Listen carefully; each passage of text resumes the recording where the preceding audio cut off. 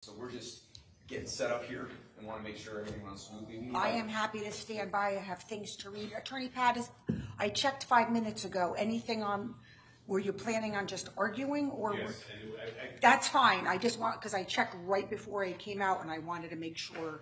I've spent my time writing with respect to our motion at the close of the plaintiff's case. Attorney Sterling and I made some progress on the verdict form, and we may reach an agreement on ascertainable loss later in the day. I'm not sure if it needs to be argued right this minute. I leave that up to you. Okay. Were you able to put your heads together on the language that I'm going to tell the jury about Mr. Jones? Yes, Your Honor. Our view is that the court, it's not necessary for the court to do that Mr. Jones made his own decisions, asked the court originally to say something to the jury. However, if the court is inclined, we did reach an agreement on language. We did. And which is? May I check my phone? Absolutely. I don't have it printed out. I didn't see it until I arrived at court this morning. Again, if I hadn't mentioned to them at I guess it was an agreement that he was going to testify, I wouldn't feel the need to say anything, but that's what I promised them, and so I think it perhaps should be addressed. I'm more or less of Attorney Maddie's mind, but I defer to you on the grounds that if you both agree, it's not something that you're going to address yourself, Attorney Pattis, when you rest. So if we're just going to remain silent upon it, and whatever you're going to do in closing arguments is a different story. The only reason, talking out of both sides of my mouth, what else is new? The only reason that I can see that would lead me to prefer you say something is so that there's absolutely no need for me to even nod in that direction in closing arguments, because almost anything I say would be inappropriate.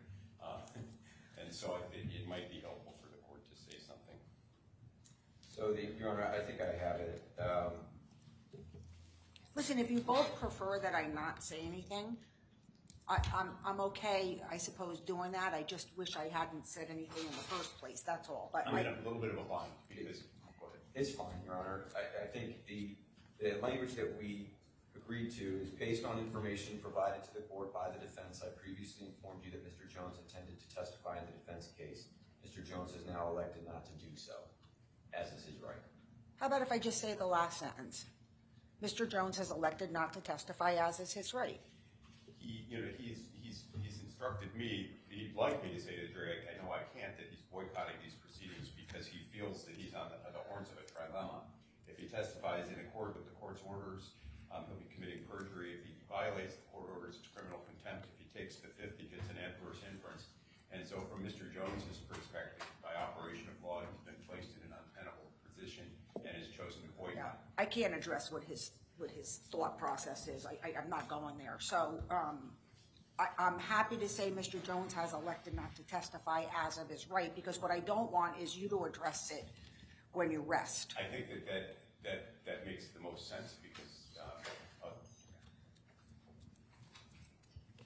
okay. So I'm going to, I can tell them that we're going to have a shorter day today. Sure. I'll tell them that, and then you'll finish up with whatever you have.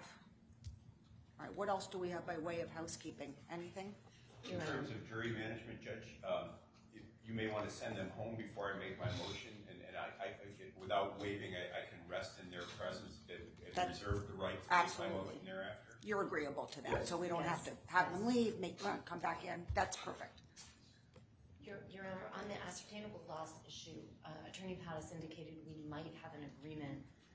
We have some exhibits that we're planning on putting in, which we would probably use as court exhibits if we had a ruling on that issue. And I don't know that, I mean, I wasn't. May we take 5 minutes to talk in the hall? You certainly can. Thank you. Okay. Sorry. No Sir, problem. Do you want to recess, or do you want to, because we're still setting up here. I'm going to just stay on the bench because I have my own things to do here, so we'll just go off the record and stand in recess.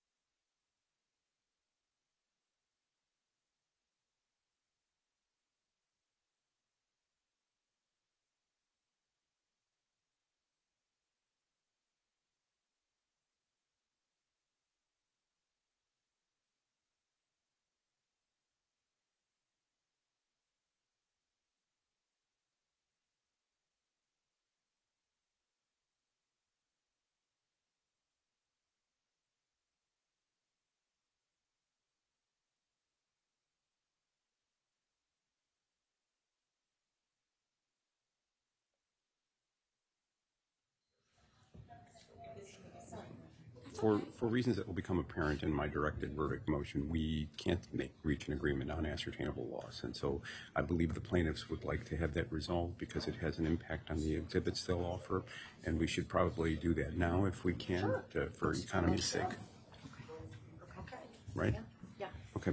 And so we need to do it before, we gotta do it before. Yeah, and the issue is, does the default resolve ascertainable loss? So it's the brief that we submitted yesterday. Right.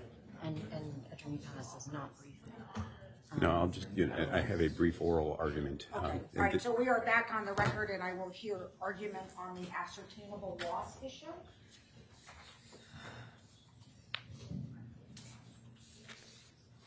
And just give me, now I'll need a minute or two. All right, so we are now on the record, so I'm just gonna ask, that we are quiet in the gallery.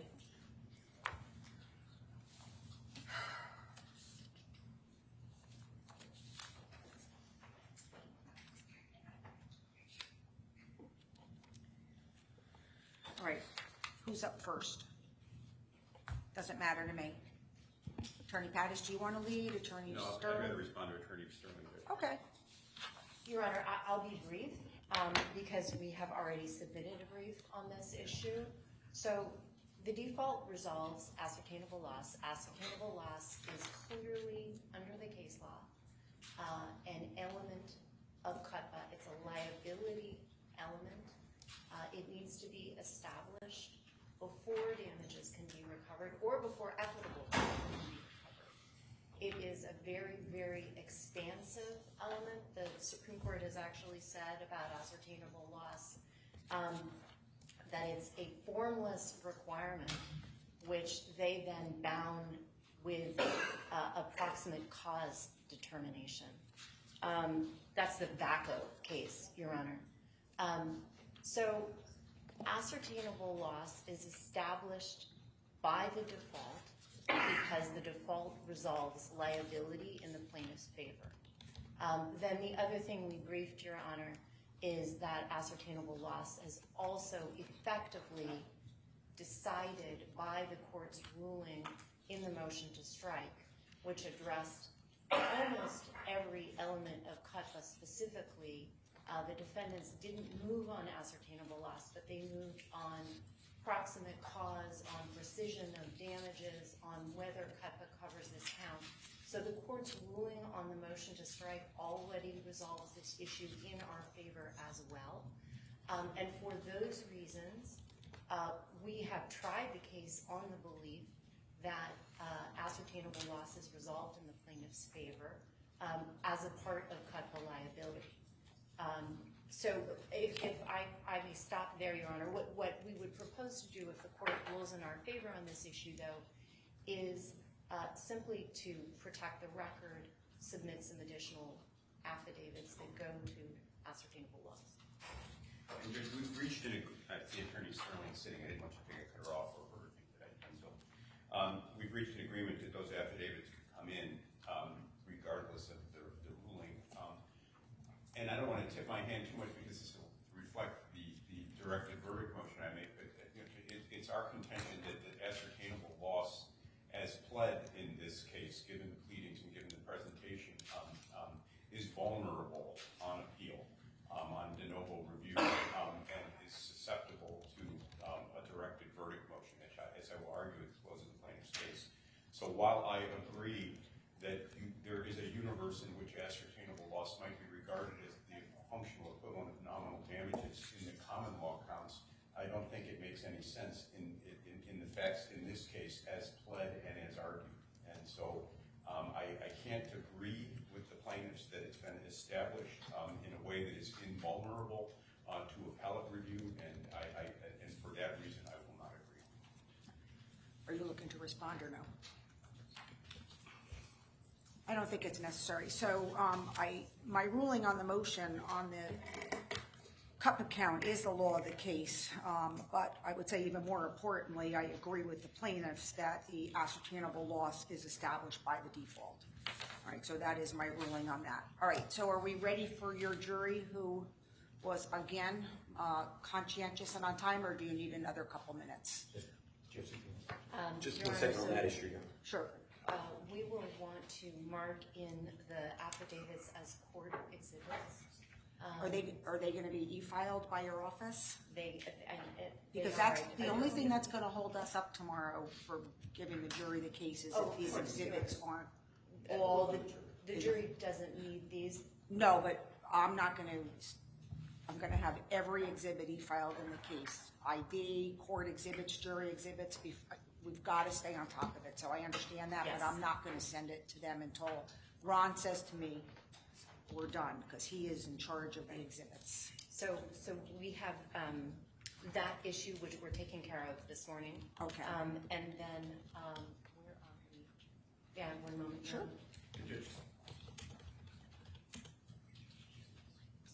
I'll wait so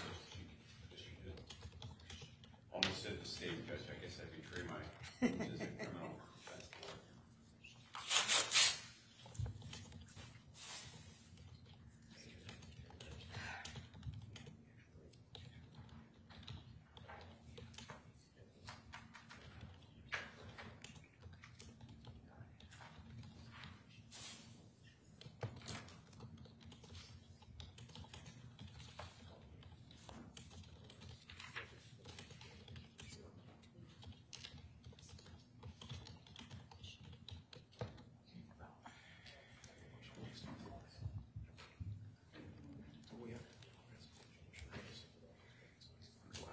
Your Honor, sorry, we're just making sure all the house. No, that's right, let's make sure that you're all set so that we iron this out before we bring them out, we're fine. The other Attorney ironing out. Pattis was actually looking to address the court. Oh, I'm sorry. I On didn't the see question of the affidavits, I believe there will be 3. I've seen 2 and agreed to them. We discussed the 3rd, and there were going, and I'm assuming, and I thought we reached an agreement on that. I have not yet seen that 3rd.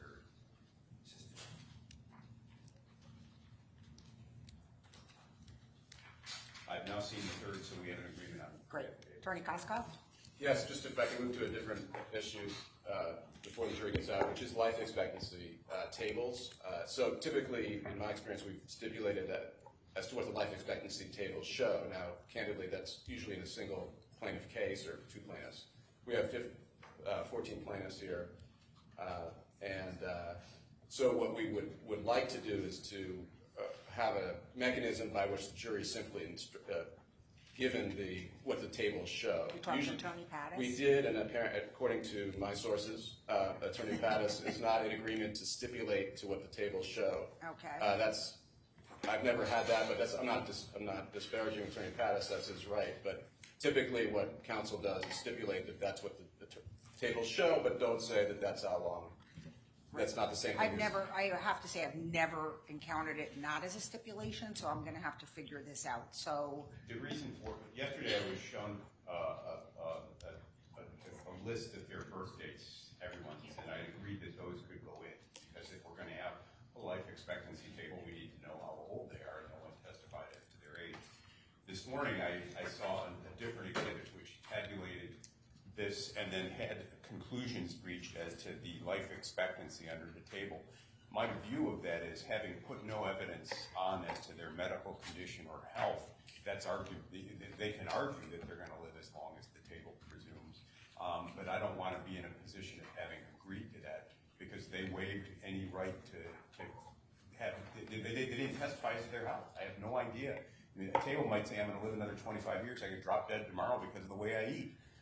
And if I'm going to claim to live another 20-some years, I think I've got to sing for my supper, and there was no tune sung in this case, Judge, so I can't agree. Okay. Well, I think that's just, and I know Attorney Pattis is typically not defending a civil case, so I don't begrudge him that. But typically, I think that's handled by Well, the then court. we need a charge on the life Exactly. expectancy, which talks about the vagaries and Yeah. such, so, But so I suppose I'm admitting it over objection, but I would deal with it in the standard life expectancy charge that explains exactly what you're talking about, Attorney and Pattis. we do have a proposed charge to that effect, along with the ages. Why can't I just use the nice standard charge? No, I think that does it for the boilerplate or the foundational, but the court does need to, our argument would be the court needs to plug in the numbers, because Why don't you run past, now that I've ruled, run past with Attorney Pattis what your proposal is? It's the standard charge and you just plug the numbers in? Yeah, except it has to be done for all the plaintiffs. Okay, so why don't you touch base on that and let me know? Right now or after? Well, not right now. Okay. Like, as soon as we can get started with the jury, the better. Unless we need more time, and then you can do it. Now, you looking for a couple more minutes, or? Well, I think we're ready, but a couple more minutes never hurts. Whatever you want to Do do. you want to do the life expectancy now? Do you have something to show Attorney Pattis? Well, Your Honor, this was filed on the 30th of September. This is the proposed life expectancy charge.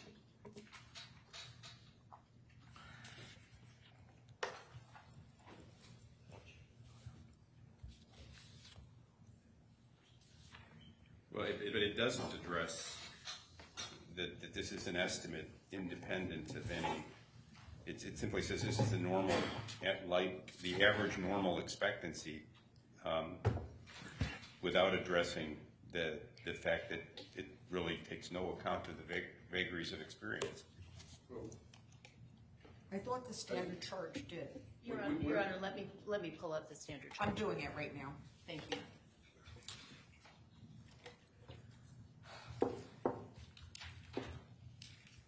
Here it is. Do you want to come up? I can read it. Would you like me to? If you can see the screen, it might be a little better. I'm happy to turn it. Can you see that? Yes. May I? You can lean over. Do you want to? Here it is. Thank you. Can you see, Ellen? Yes.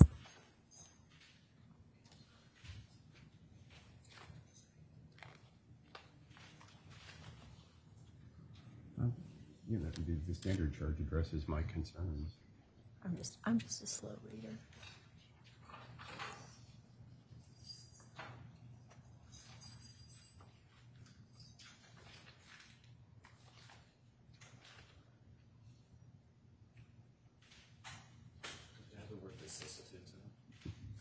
Damn it. Did I miss that one? No.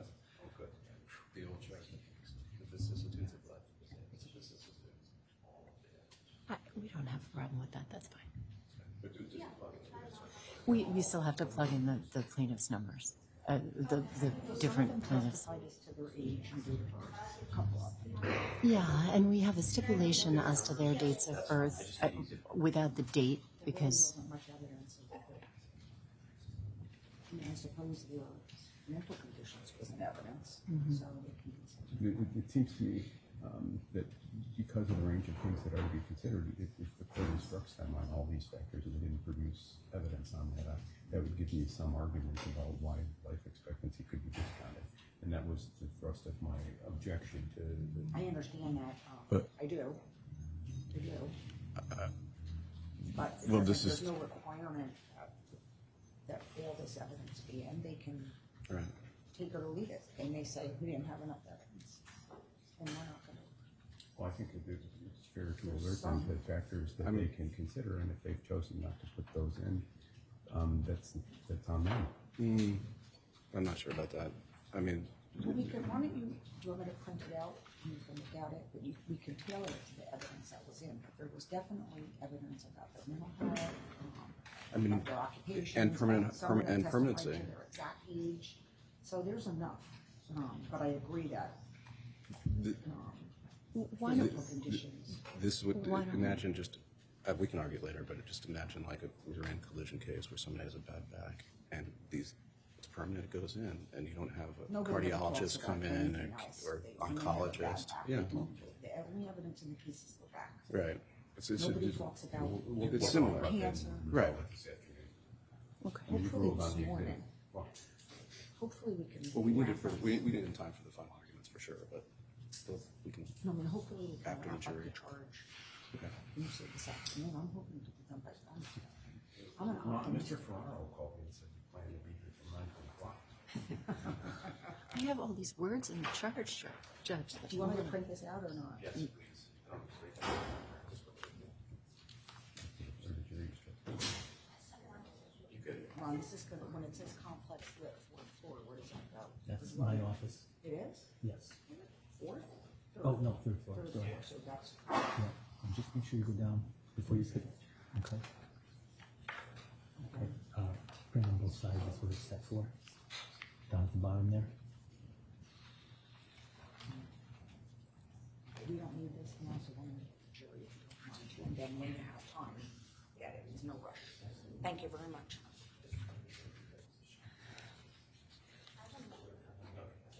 All right, so Mr. Farr is going to get the jury, and we'll get ready to go.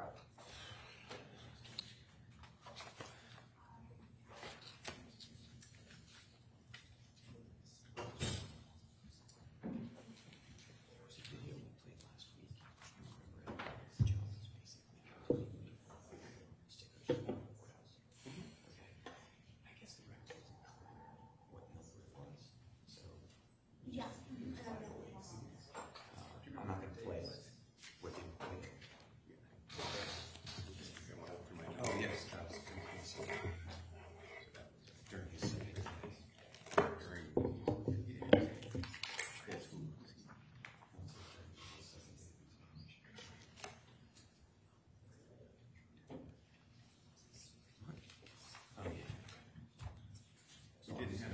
If you agree, then we're good.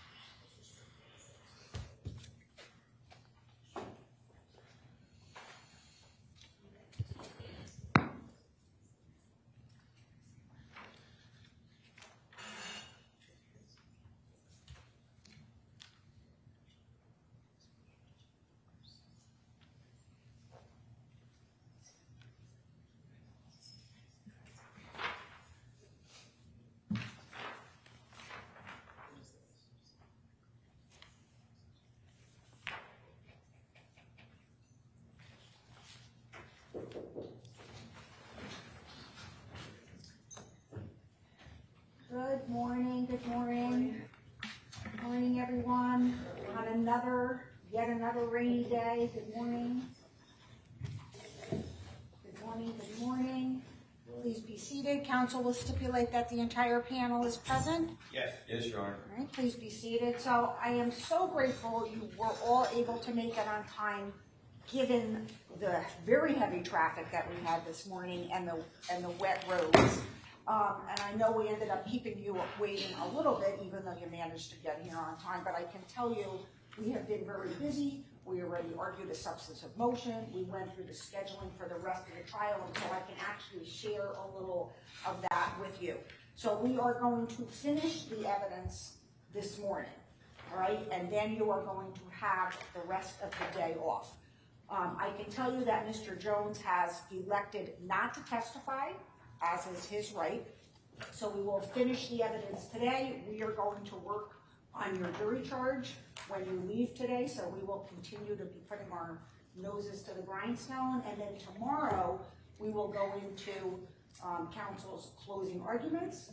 I will then charge you on what the law is, and you will begin your deliberations tomorrow. So tomorrow is going to be a busy day for you, all right? So just for your planning purposes, you will have the afternoon off, and maybe even part of the morning. We'll see how it goes. Okay? They have their notebooks, Mr. Flora? Yes. Thank you, sir. Attorney Maddie, whenever you're ready, please. Thank you. Thank you, Your Honor. Good morning, everybody. So, Your Honor, what we're going to do this morning is just present some exhibits, some remaining exhibits. The first thing I wanted to do, Your Honor, is offer the transcripts of the deposition testimony that we played here. We decided to do that for all of the depositions, not just the ones that might have had some audio problems. Thank you for that. And Attorney Pattis has seen them? Yes, Attorney Pattis has seen them. And these will be Exhibit 336A, the transcript of David Jones, testimony. 354A, the transcript of Robert Jacobson's testimony.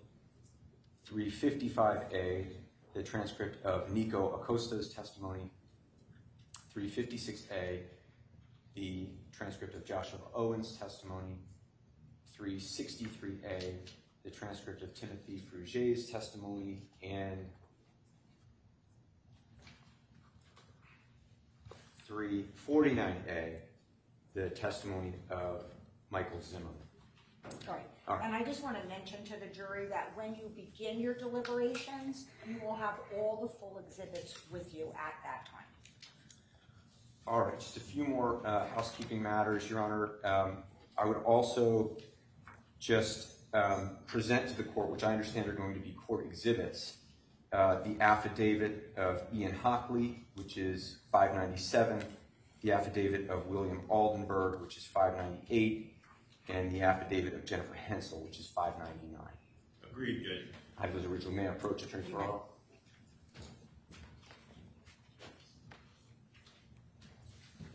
All right. The next thing we have, Your Honor, is the actuarial table, which is identified as Plaintiff's Exhibit 800, along with Exhibit number 588, which lists the birth years of each of the plaintiffs, and we'd offer those in full. All right, and that is admitted over objection. Thank you, Your Honor. Okay. All right. So what I'd like to do now, Your Honor, is present some exhibits for the jury. The first is Exhibit 137. This is agreed to and is an email dated October 29th, 2014 from Nico Acosta to Robert Dew. And if we could, that hasn't been formally offered, but it's admitted, or it's agreed to, and so I'd offer it and I'd ask to publish it. So ordered. Yes? Agreed, Judge. 137. Okay. So this is an email from Nico at Infowars to Rob Dew, and the subject is Ebola, Sandy Hook crisis after clips attached.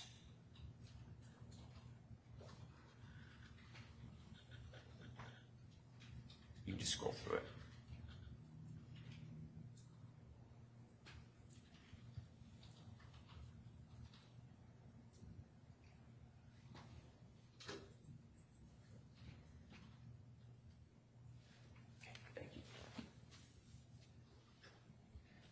I'd also offer, Your Honor, Exhibit 221. This is agreed to, dated March 31st, 2016, a list of radio affiliates carrying the Alex Jones Show. Agreed, Judge. So ordered. And we'll just scroll through this one as well. Thank you.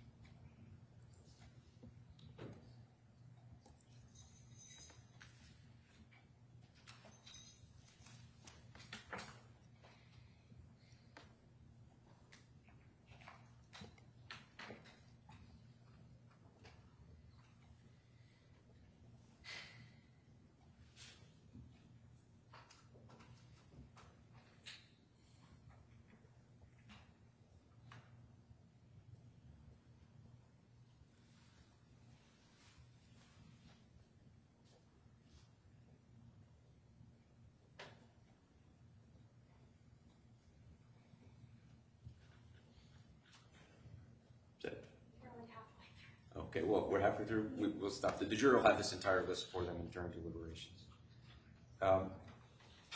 Your Honor, also by agreement, this is the jury has already seen, but we prepared it as an exhibit, Exhibit 278A, relating to sales totals, daily sales over one online retail platform from September 23rd, 2014 to September 29th, 2014. Just display this.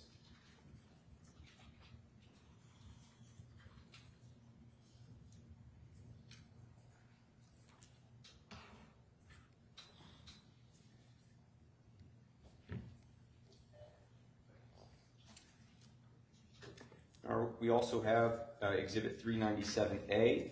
This is the cover sheet of the final state's attorney's report concerning the Sandy Hook shooting. We're offering the cover sheet with the date of the report. And that's a full exhibit, agreement? Yes, Your Honor. Yes.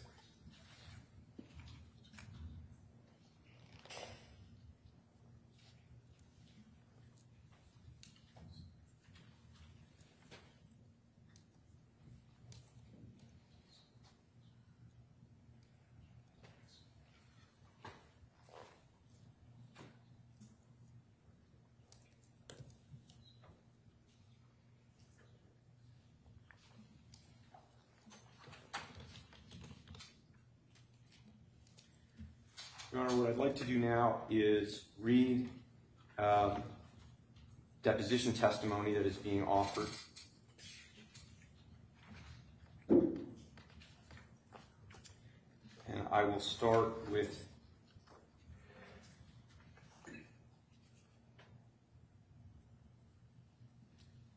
Exhibit 3.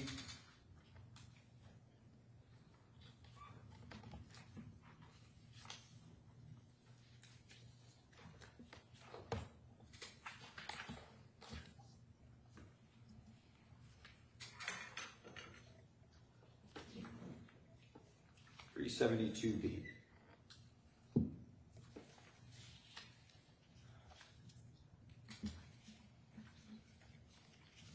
This is deposition testimony of Alex Jones. B.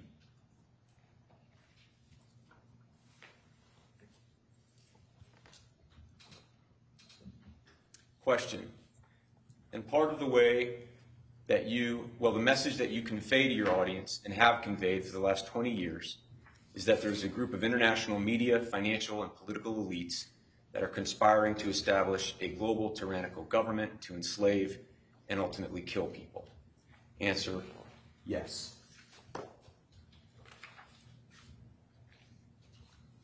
What I'd like to do now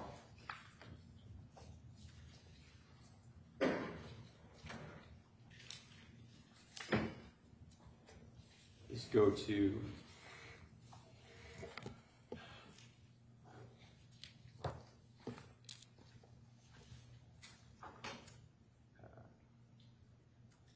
and Your Honor, in case I didn't do that, I offer that.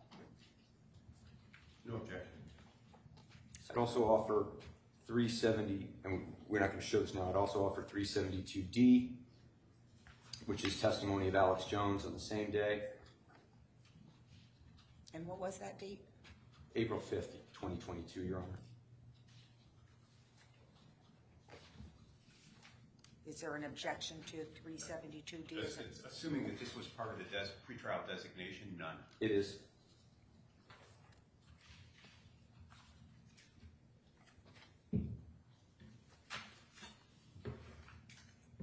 And that's also April 5th, 2022? Yes, Your Honor. Now moving to Mr. Jones's deposition from April 6, 2022. This is 373A, which I'm offering and I'd like to publish. No objection, Attorney Pastor. Assuming it's part of the designation, Judge. Yes, it is. All right, so ordered.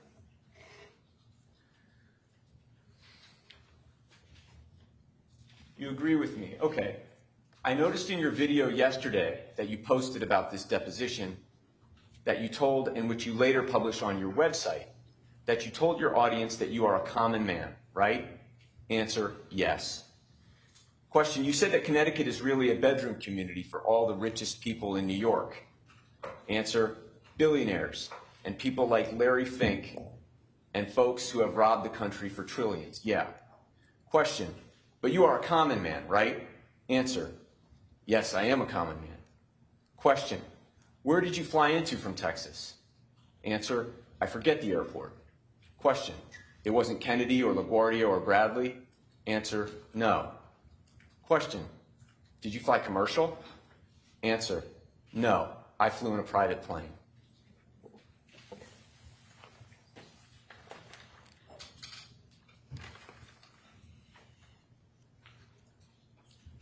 373B, Your Honor, which I had offered also from the same day of Mr. Jones's deposition. This was part of the designated testimony. So ordered. Mr. Jones, would it be fair to say that you expect that among the millions of your listeners, many will believe that you are telling them the truth, right? Answer, yes. Question, and sometimes that truth that you tell them is pretty horrifying, correct? Answer, yes.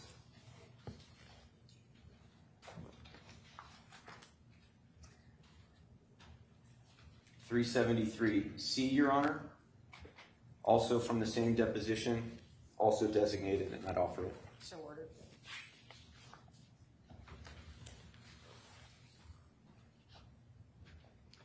Question, one of the reasons that you were concerned about your address becoming public is because you were concerned about the potential that people who mean you harm may be able to locate you or your family, correct? Answer, yes. Let's go to the next page, thanks. So you are fearful that people who have that personal information against you could use it to harass you or your family, correct? Answer, yes. People may have a very distorted view of who you are as a result of the way in which you've been portrayed in the media, correct? Answer, yes.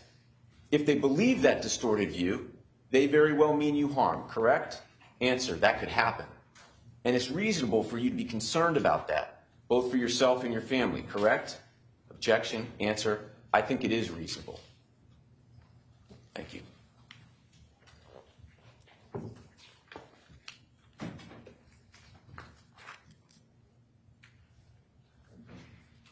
(373D), Your Honor.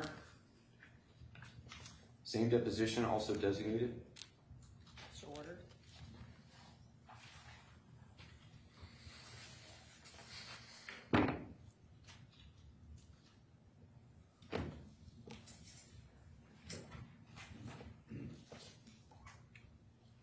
Question, you had millions of listeners by the time you were 24, right? Answer, yes. And you were the beginnings of a media empire, right? Answer, yes.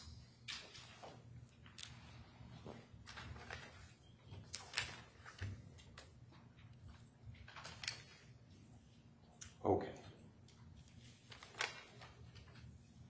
Your Honor, what I intend to do now is play a series of videos, all but one of which were broadcast by Alex Jones during the course of this trial. And I'd like to begin with Exhibit 505, which is a clip from a broadcast of the Alex Jones show on September 14th, 2022, the second day of trial in this case.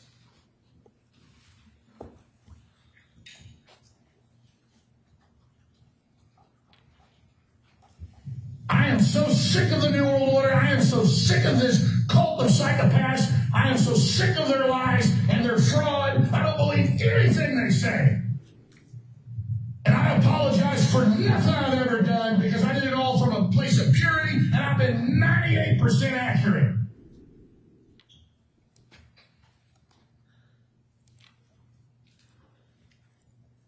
Your Honor, I'd now like to play what have been marked as Exhibit 552A and 552B. These are clips from a video published by Alex Jones on September 23rd, 2022, titled Abomination of Justice. This will be Exhibit 552A. Once the plaintiffs established that InfoWars played this video, they dramatically introduced an emotional Robbie Parker in the courtroom. The cameras move in for the close-up, shaking with emotion by the mere presence of Alex Jones. And now, Your Honor, from the same video, Abomination of Justice, I'd like to play Exhibit 552B. One of the ways that you encourage your audience to give you money is in cryptocurrency donations, right? Yes. Infowars.com/crypto. That will end up as a clip on your show tonight. Your advertising for your cryptocurrency page. People care about the First Amendment. And in the cryptocurrency page, people can give you Bitcoin, yes? Yes. Ethereum, right? Yes. As well as XRP, Monero, Litecoin, USD Coin, Dogecoin, and Stellar. This is it. Get crypto, fund InfoWars. Sponsor us with Bitcoin and other cryptocurrencies. Thanks to your donations and your support at InfoWarsStore.com. InfoWars is able to broadcast free worldwide, combating the lies of the Great Reset. Get crypto, fund InfoWars. Donate now. InfoWars.com/crypto.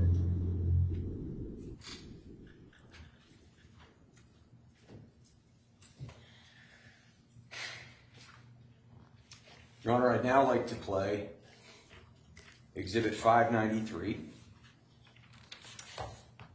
This is a clip from the Alex Jones Show broadcast just last week, September 29th, 2022. This is Exhibit 593.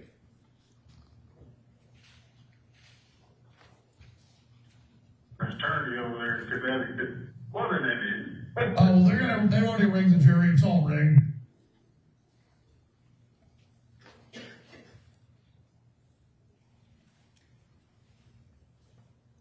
Now, Your Honor, I'd like to play Exhibit 595.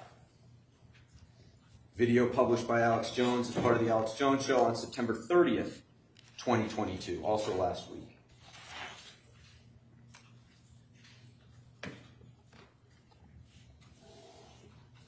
I mean, you go to Yahoo, you go to Google, you go to Instagram, you go to Facebook. It's Alex Jones at the top, setting us dead kids, families for weeks on, never said their names, never even talked about them, all made up. And it's like, oh, my kid died, oh, and Alex Jones caused it, and it's all lie. We're like, oh my God, Jones, you're under some attack.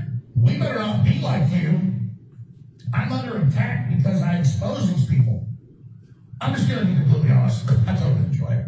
Okay, so I mean, I've reached that point of real peace where I don't just have peace with this, I enjoy it now.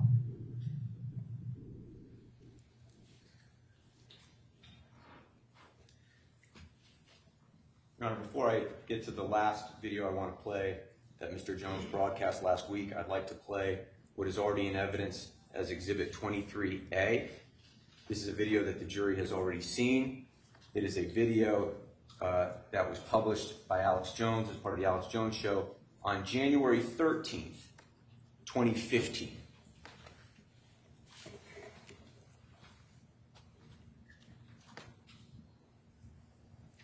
Yeah, when you're trying to decipher cloak and dagger, dirty tricks, it's pretty hard to do. It's just that when you learn that they were funded by Western funding, then you learn that it was the same Amarillo Lockheed Connection underwear bomber. Then those are big red flags that they were patsy provocateurs. The classic MO has been followed. And then, yeah, it kind of becomes a red herring, to say the whole thing was staged. Because they have staged events before. But then you learn the school had been closed and reopened, and you got video of the kids going in circles in and out of the building, and they don't call the rescue choppers for 2 hours, and then they tear the building down and seal it, and they get caught using blue screens, and a email by Bloomberg comes out in a lawsuit where he's telling his people, get ready in the next 24 hours to capitalize on the shooting. So Sandy Hook is a synthetic, completely fake, with actors. So that was 2015. Here is Alex Jones last week on September 29th, 2022. This is Exhibit 594. But take the Sandy Hook thing. I never really covered that. I covered what people were saying. And then later I said, okay, it happened. But now that I've seen the trials ring and how it all looks, I mean, it's definitely, the whole thing's deep state. That's all I can say. So I think the public's original instinct about it was right. I don't know what really happened there, but it is synthetic as hell.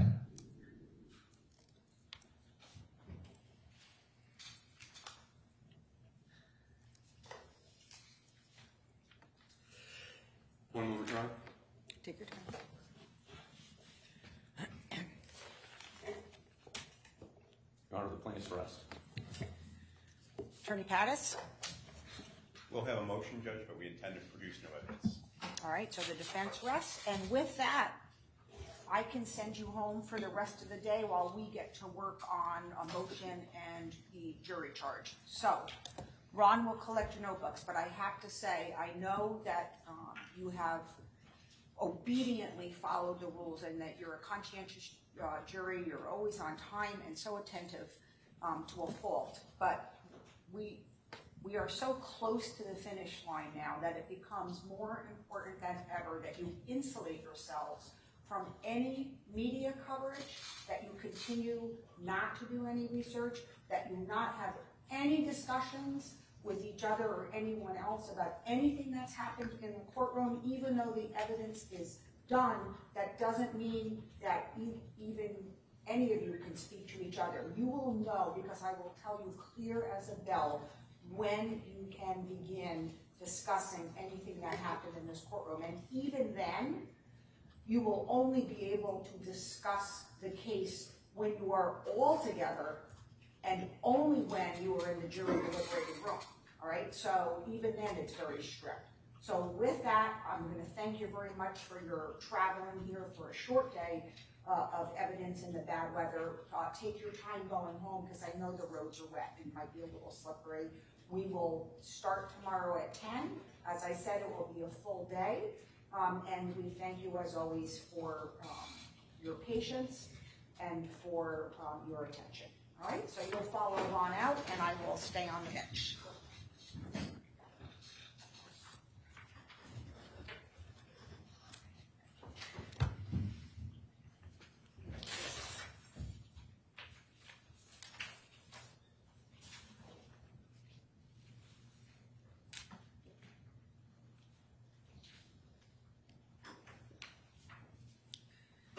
Whenever you're ready, Attorney Pattis.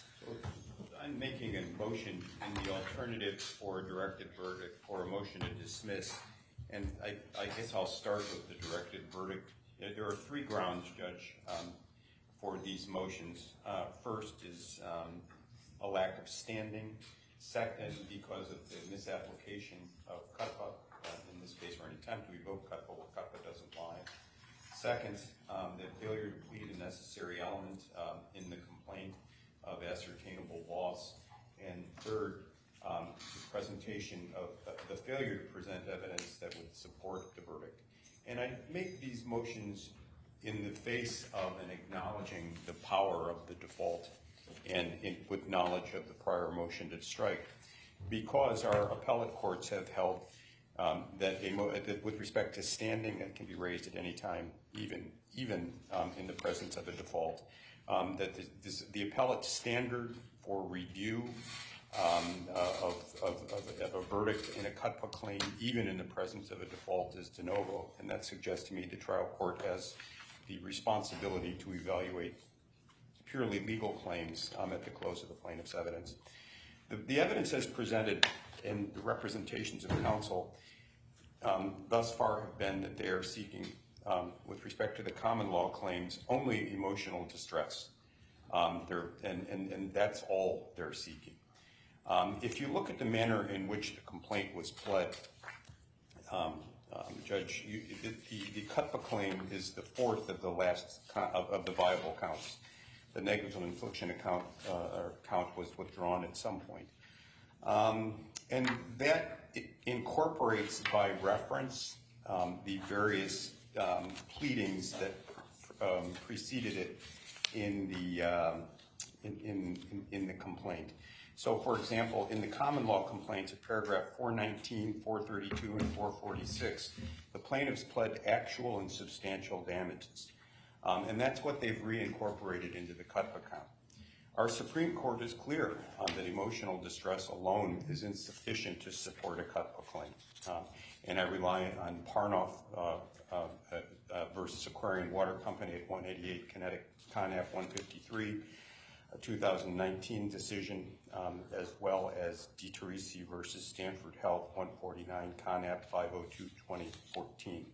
So the first motion is that, as presented, There simply is insufficient evidence for. Can I ask you a question, Attorney Yes. Pattis? Yes. So the CUP account incorporates the prior paragraphs which claim the emotional distress, but then the last paragraph adds the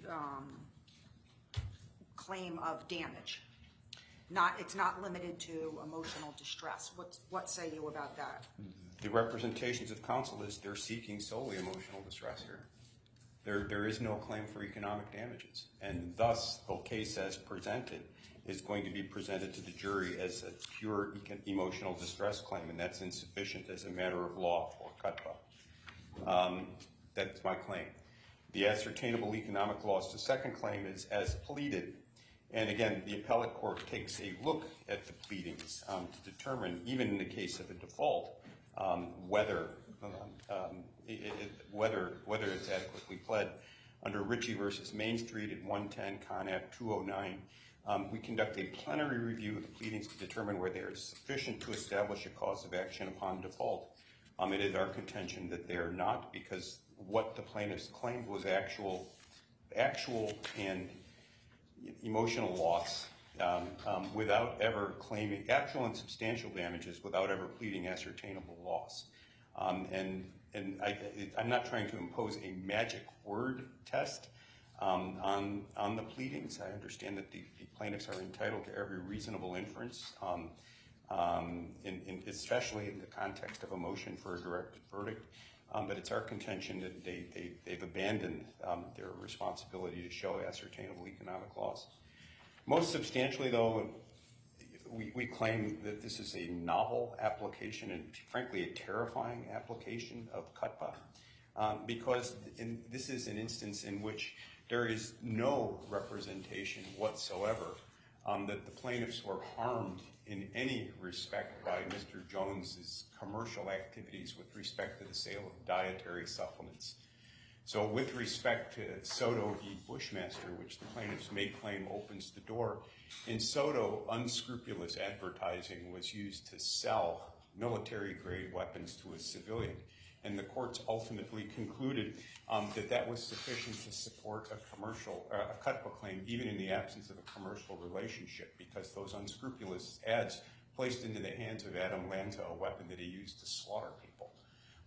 There's nothing analogous to that in this case. Mr. Jones didn't oversell hair growth or follicle material or iodine to anyone. There's no evidence that anyone was harmed by his commercial activity. The court and the jury may conclude that Mr. Jones's speech acts were odious, and that's what defamation per se addresses. They may conclude that his speech inspired others to harass and intimidate these people, and I presume that falls under the intentional infliction of emotional distress. They may conclude that his verbal and written activities placed these plaintiffs in false light to their economic harm and detriment, but nothing in that speech or the consequences of that speech addresses what CUTPA is intended to address, or what Soto v. Bushmaster addressed, and that is whether consumers were harmed by the commercial activity affecting trade or commerce. If someone had gone out and bought a gross of these pills and thrown them at someone and hurt them, that might be an argument, assuming the ad encouraged people to do that. But what we have here is a novel attempt to use CUTPA to silence unpopular speech, and the purpose is plain. The purpose was announced in opening statements, which I realize is not evidence, but this is legal argument. The purpose of this litigation is to silence Alex Jones, and the only way they're going to be able to do that is with an enormous punitive damage award, which this court has discretion to award under CUTPA. The punitive damages will be limited in the common law claims to attorney's fees, and I'm sure they'll be significant, but they won't be significant enough to cripple Mr. Jones. So we think that CUTPA is being used for inappropriate grounds, and that the plaintiffs lack standing to bring the action because they cannot establish that they were harmed by Mr. Jones's commercial activity. As I understand the plaintiff's case, there's a strong and a weak CUTPA claim implicit within it. The strong claim is that they pay attention by way of Google Analytics and other analytics to spikes within their web traffic And thus, when Mr. Jones speaks about Sandy Hook, it spikes. Let's talk more about it because it'll drive people to our site. The weaker claim is that by peddling fear, Mr. Jones is able to capitalize on that fear and inspire people to buy products. That might be an unscrupulous ad if a person affected by those products could come forward and say, I would never have bought it had I not been inspired by his fear. But that's not the claim here. What we have are 3 torts that will go to the jury, and my motion is not directed to those torts, Judge. I will concede that the evidence, if credited, is sufficient to warrant a judgment against Jones. But as to the CUTPA claim, there's no case, none, that supports what the plaintiffs intend to do in this case, and that is use a statute that is designed to protect consumers against unscrupulous trade and commercial practices to attack speech. And that makes this case terrifying from a free speech perspective, and we urge the court to strike this claim or to grant our motion because nothing in our law supports an application of CUTPA on the facts as pled and proven in this case. Thank you. Attorney Sterling. Yes, Your Honor. And one last thing. May I submit I've got a typographically written motion that I'd like to tidy up and submit as part of this record later in the day. How do you want me to handle it? And just wait for that before I roll? No, I can give it to you now, but I'd like to submit it. I'd like to submit it cleaned up version. Has plaintiff seen it yet? I'm giving it to you now. I have not seen it yet. 8 pages. So. Well, I wanted to wait until the close of the case, as is customary. No, I understand, but I don't. If you're going to file it and after she's argued, how does she respond? If she wants to take a moment to read it, she may, but it won't say anything that I'm happy. Do you want to? Why don't we try to do that and see if we're able to read? Do you mind, Attorney Sterling? We can try and see if. Your Honor, if we're going to do that, what I would ask is that I have an opportunity to read it, make some notes, and then I'll respond. Not unreasonable. Do you have a bench copy? I do. Would you mind giving it to me? I sent Attorney. May I approach? You may. Attorney Ferraro to start working on the exhibit so that we can hopefully not have a delay tomorrow. I thank you. And is your office also going to e-file it? Yes. Thank you. All right. So then, why don't we hold off on the rest of the argument? Can we start to get to work on the jury charge? We can do that, Your Honor. The only thing is yeah, we want to defer argument for a little while on this and turn to the jury charge and then take a break. Do you want to take the morning recess now? We'll pick it up at 11:30, finish the argument, and then can we get to work on the jury charge? Yes. Okay. Yes. Your Honor, I understand Attorney Ferraro is not here. He raised with our team, I think, yesterday that one of the videos that we offered and played last week, it wasn't clear in the record what the number was. It's Exhibit 508. He asked me to confer with Attorney Pattis. We have. Attorney Pattis agrees that that's what it was. So I just wanted to make that clear for the record, and we can let him know later. Maybe you can go get a cup of coffee during our morning recess and let him know that it's 508. Yep, thank you. That's all I have. All right, so then why don't we plan on coming back at 11:30. We'll pick up the argument, and then we'll turn to the jury charge, okay? Yes. All right. Thank All you. rise. Courthouse will get a 20-minute morning recess. See the guy. The video is. You're off the record, correct? Yes.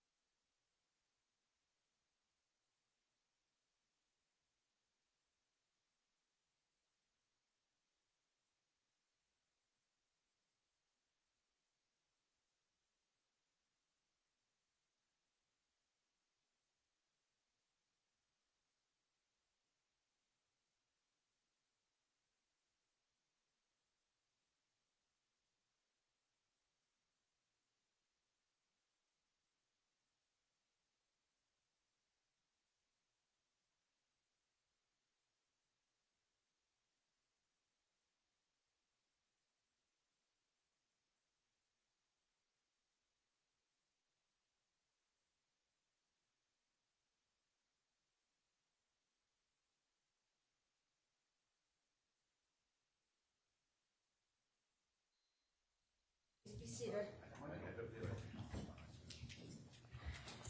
I would. Yeah. All right, so I spoke with Ron, and the game plan is that we will get the exhibits done today by 5, so we're gonna stay and work on the exhibits, even if we're done early, whoever needs to stay to make it happen, okay? Yep. Okay.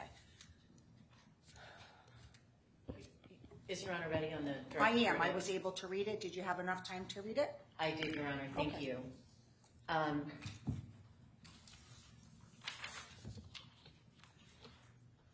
So, over 3 weeks in this trial, we have heard a description of massive damages, massive injuries to these plaintiffs, which is exactly what the allegations of the complaint foretold. And to hear that evidence described as merely emotional distress is both par for the course in this case and par for Alex Jones's approach. But it ignores the evidence, it ignores the truth, and it ignores the law. And so as I understand, the motion for directed verdict is attacking the CUTPA count alone. Our CUTPA law says that this is exactly the kind of case that comes under CUTPA. If these plaintiffs don't have the right to bring a CUTPA case against Alex Jones after everything he has done to them, then who does? And so they have CUTPA standing under Soto versus Bushmaster, but also under the plain language of the statute. Any person who suffers any ascertainable loss is entitled to bring a lawsuit. The court has already found proximate cause in the context of the default. That is the sine qua non of CUTPA standing. So that's resolved. The court has resolved ascertainable loss. These issues have been decided. In terms of the notion that this case is only about emotional distress, again, that profoundly misunderstands and misstates the evidence. The evidence is that there are 550 million impressions of lies by Alex Jones, and that is reputational injury in addition to causing emotional distress. Not only that, that's measurable in the sense of ascertainable loss, and it is catastrophic. And so to hear that minimized, again, it's just, it is understandable that what Mr. Jones would like is for these families not to have standing to hold him accountable, but it cannot be under our law. With regard to the reference to the DiTeresi and Parnoff cases, I think counsel misspoke and indicated that those are Supreme Court cases. Those are not. Those are appellate court cases, and they're pre-Soto cases. It's our position in this case that the reputational harm gives rise to the CUTPA claim as an encompassed within the CUTPA claim, and also that emotional distress damages are encompassed within the CUTPA claim under the circumstances of the case. So that to the extent that, and I don't actually think, Your Honor, that is in conflict with DiTeresi, because DiTeresi's approach on emotional distress says, well, it's not measurable. And that's the rationale for not including emotional distress as a predicate for CUTPA. Here, we have both the determination that severe emotional distress already exists as a result of intentional infliction, and also there is the measurability of the reputational harm, which goes to emotional distress, although also independently damages the plaintiff's reputations. So, and Your Honor, I am putting that on the record because I want our higher courts to be aware that that is our position. Let's see. With regard to the idea that the CUPPA claim is only about statements, it's not. What it describes is a commercial course of conduct that is built on targeting and victimizing these families by lying about them. So certainly lies are in the mix, but what the court heard was not just the occasional lie. It's the use of lies to sell products, to fuel a business. And that is what Mr. Watt's testimony was about. That's what the testimony about social media analytics and Google Analytics is about. There is a business plan to hurt these families and to sell things by hurting them. And that has to be remediable under CUPPA. It has to be.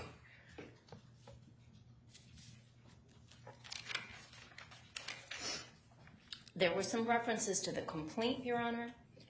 The CUPPA count is pleaded last, and it incorporates all the prior allegations. And there were some representations by counsel that my clients are only claiming emotional distress. That is inaccurate. My clients are claiming reputational damages and emotional distress. And, excuse me? Sorry. Yes, an invasion of privacy. So I just don't understand the source of those representations. The reputational harm includes all the evidence that the court has heard, which has included evidence of economic loss. We're not seeking to recover those damages, but that is all in the case. And certainly evidence of ascertainable loss has come in repeatedly in the case, even though it's already established by the default.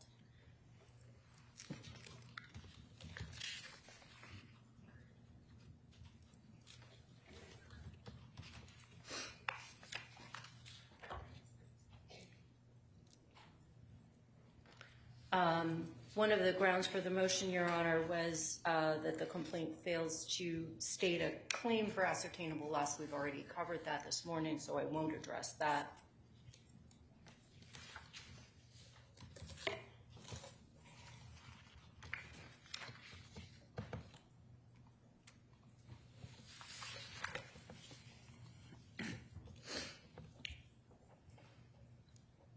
So I think where I conclude, Your Honor, is there is absolutely a CUPPA claim that needs to be presented to the jury and will be also for decision by the court. And the motion for directed verdict must be denied. Attorney Pattis? I guess I should get used to even polite ad hominem attacks that are the course in this case. I won't respond in kind, other than to say that counsel's argument is long in emotion, short on analysis, facts, and vacant as to law. There is no CUPPA case that says a person who engages in speech, even in extreme speech, can be held liable under CUPPA. We don't contest at the directed verdict stage defamation. We don't contest intentional infliction. We don't contest breach of privacy.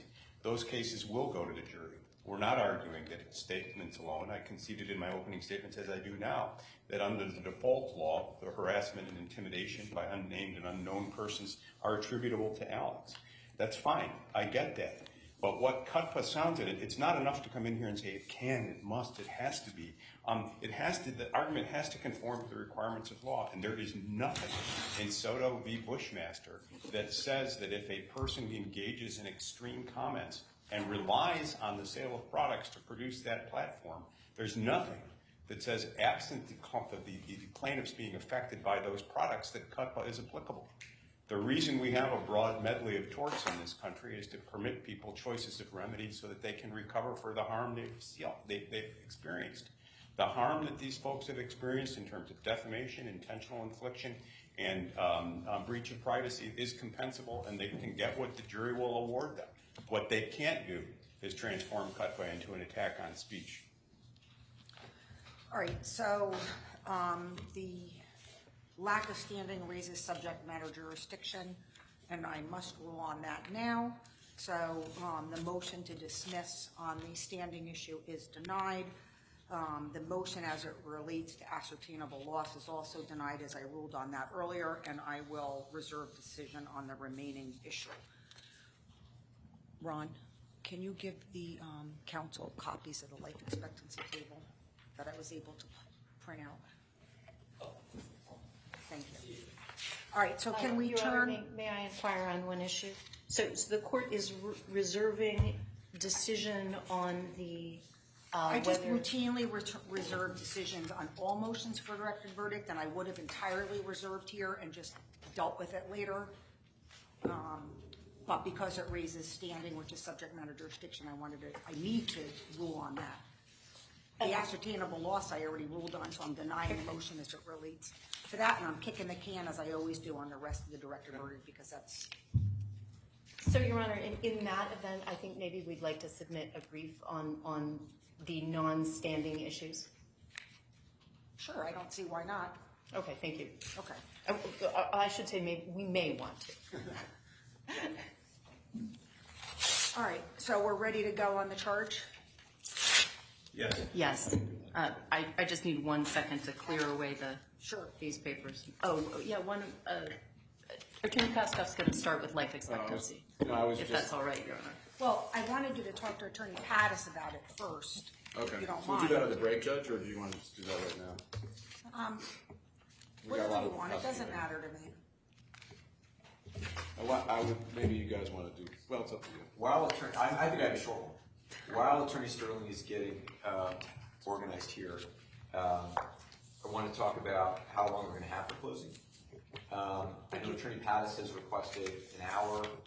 We request 2, which would be inclusive of summation and rebuttal, 15 plaintiffs, 4 weeks of trial. I understand that Attorney Pattis wouldn't consent to that, and so we just wanted to have some clarity from the court on what we'd be allowed to do. Attorney Pattis, do you want to respond? Yes, I think in opening, the position was better at forced concision, although it's been a 12-day trial, maybe we've had 12 days for partial evidence, and 15 plaintiffs, the plaintiffs are all similarly situated, and there's nothing that distinguishes them one from another. And my view, Mr. Richmond and Ms. Hensel may have claims that are different in kind, but everyone else more or less looks the same. And I don't see the need for more than an hour, and so I would request the hour. I disagree, so both sides can have 2 hours. It's just Okay. Do you want to? Well, I didn't want to get us off track. Why don't you and Because Attorney I Pattis? could look at this, Judge. Actually, excuse me, sorry, Judge. No, that's right. Do you want to do it together now, or do you want to wait? Why don't I look at there's some things I just need to correct, because this is for a case where there is a liability issue, so let me just make some corrections while you guys are. And you'll. And I'll show it to Attorney Pattis. Okay. Okay, give me 1 moment to get situated.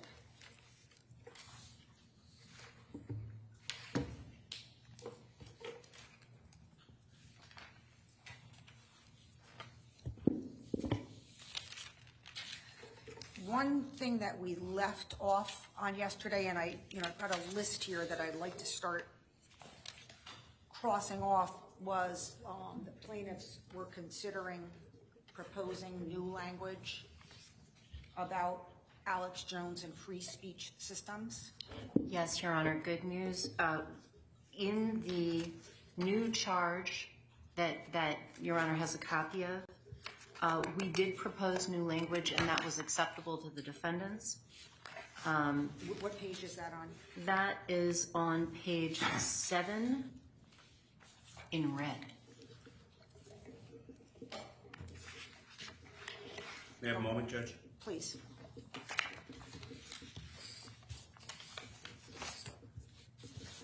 There is an agreement on that language, Judge. Okay, so I can cross that off. Yes. Your Honor, on that charge, though, I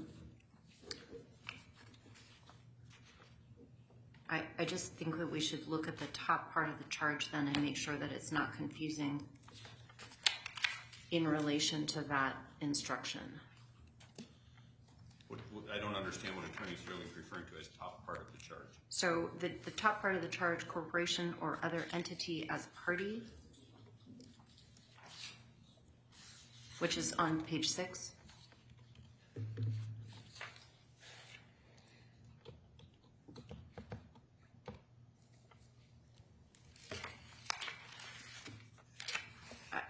Your Honor, I think that's quite confusing given the instruction that Mr. Jones and Free Speech Systems are each legally responsible for the other's conduct.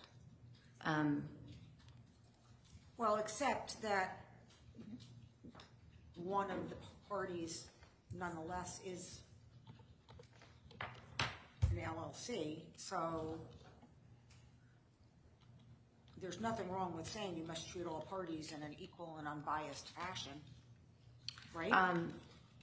No, I think that's fine. So why don't we take out the sentence under corporation or other entity as party? Take out the verbiage, rather you must assess the claims and defenses of all parties without regard to their, and just put in you must treat all parties in an equal and unbiased fashion.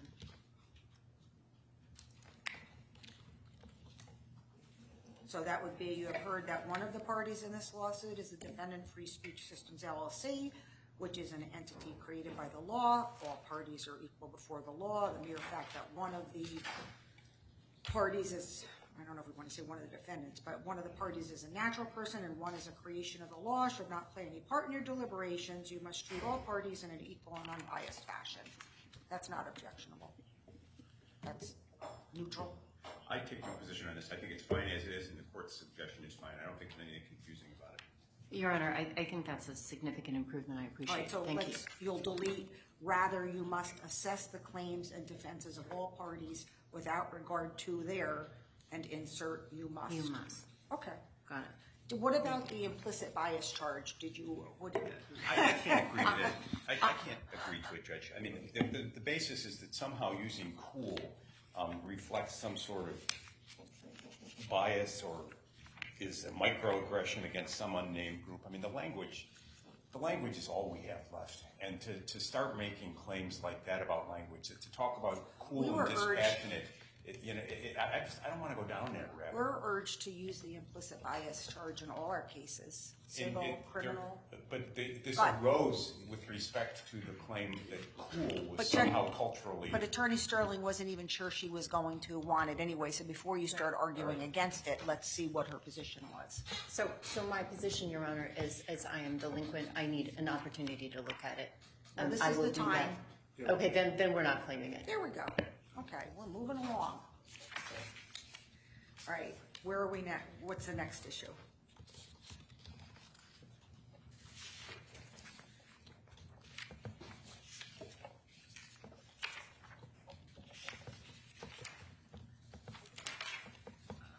Should I go back to what I had to do, my homework from yesterday, or do you? Yes, that would be most helpful. Okay. So correct me if I'm wrong.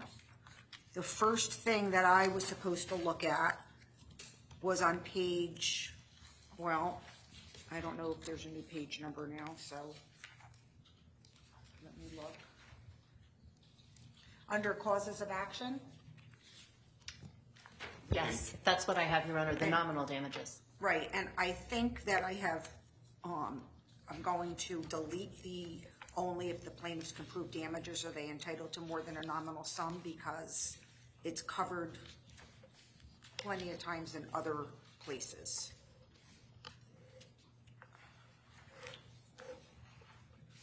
I'm not sure that exact language is covered anywhere. I think it's important for this jury to know that that's the starting point. Well, so let me see, just bear with me.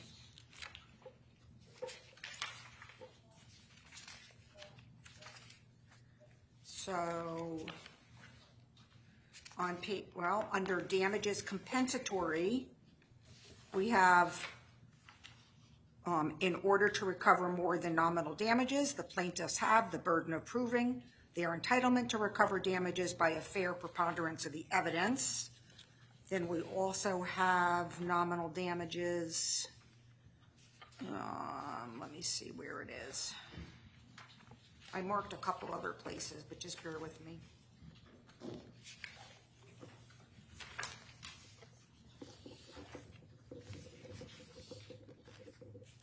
Paid under damages for libel and slander per se.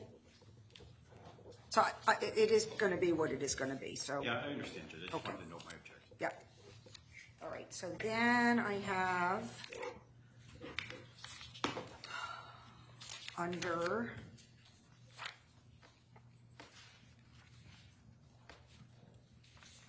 defamation, is that where we? That would be page 17, Judge? Well, Yes. I'm looking at yesterday's document, honestly, because that's where I made all my notes. So I thought there was something for me to do under defamation. No, we resolved that yesterday, Your Honor. Okay. I think that's what I have, Judge, that we had. Okay. Then proximate cause? That was a place where the court was going to make a decision. I did. And just bear with me for 1 second.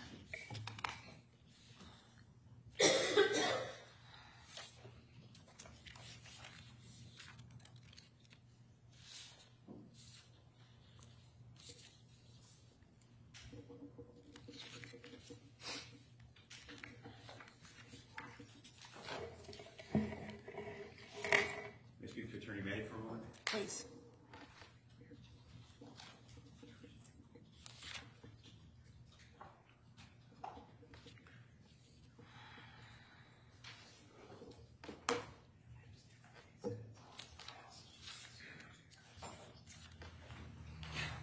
It's my fault. I'm thinking I wish I had somebody hear that.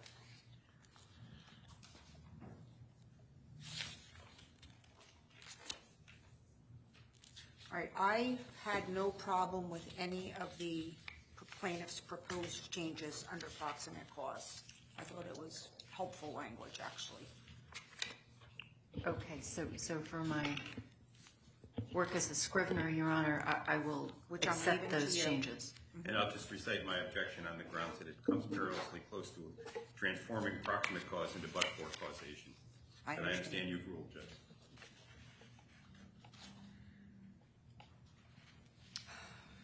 Okay, so the next area I believe I have is standard of proof damages. Yes, Your Honor, the continuing objection on our part as to nominal. All right, so just bear with me.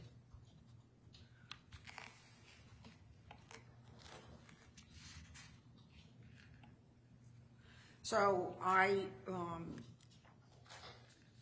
am going to delete the first sentence then I'm going to change it. The sentence that says because, the first two sentences, I'm going to delete. And what I intend on saying is the following. Although the court has already determined that the defendants are liable to the plaintiffs, I must still instruct you as to the burden of proof in a civil case such as this. And then go on to, you may have heard in criminal cases that proof must be beyond a reasonable doubt.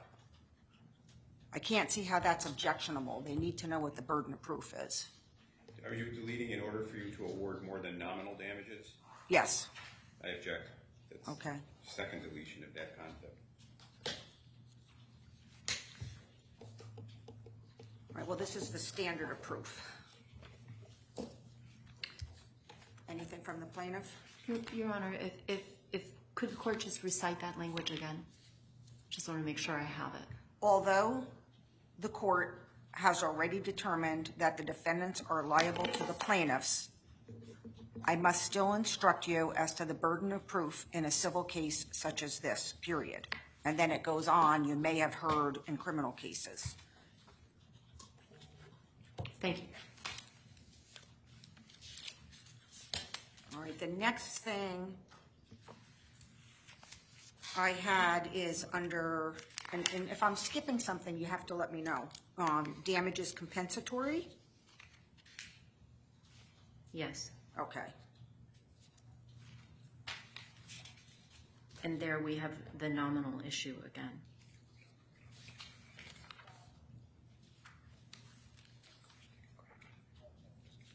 So let me address the list of, so I think we all agreed that wrongdoing instead of negligence already, right? Correct. Yes. And injury, we're gonna use harm. Correct. Yes. Okay. And Your Honor, I intended to make those changes globally. Oop, I missed one. All right. So I think we've talked about the whole issue of nominal damages, whether they're appropriate, given some of the claims. And I've looked at the case law as best as I can, and I think what the plaintiffs are arguing is that in a defamation per se case, nominal damages are precluded. That's what I hear. Am I understanding that right? And that there's some kind of, I don't know, default or assumption. No, Your Honor, the first argument actually goes to the emotional distress damages. It's the same sort of argument though, isn't it? Well, I think it's actually even clearer and stronger as to emotional distress, because the court is charging, the court heard my argument yesterday. I did. And so, it's inconsistent to say that there's severe emotional distress. The court understands the argument. I do, and I'm going to not rule in your favor on that. I don't think that that nominal damages are precluded on these, in this situation. So what do we need to do here under damages compensatory? So Your Honor, we'll stand on our objection there, of course? Yes, absolutely. I'm not sure there's anything more to it. I'm just triple checking to make sure. Are we otherwise set on this section? I have red lines, and I agree with the red lines. I don't recall talking about those yesterday. Eliminating pain and suffering, for example. Yes, we did agree to that. Yes, we did. Your Honor, I'm sorry.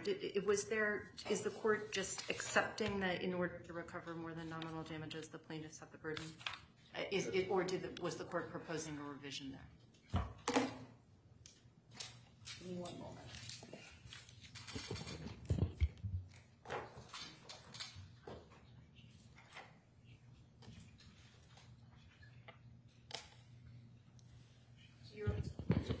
I'm not sure. So we can try to work on different language to make sure we're stating it right. So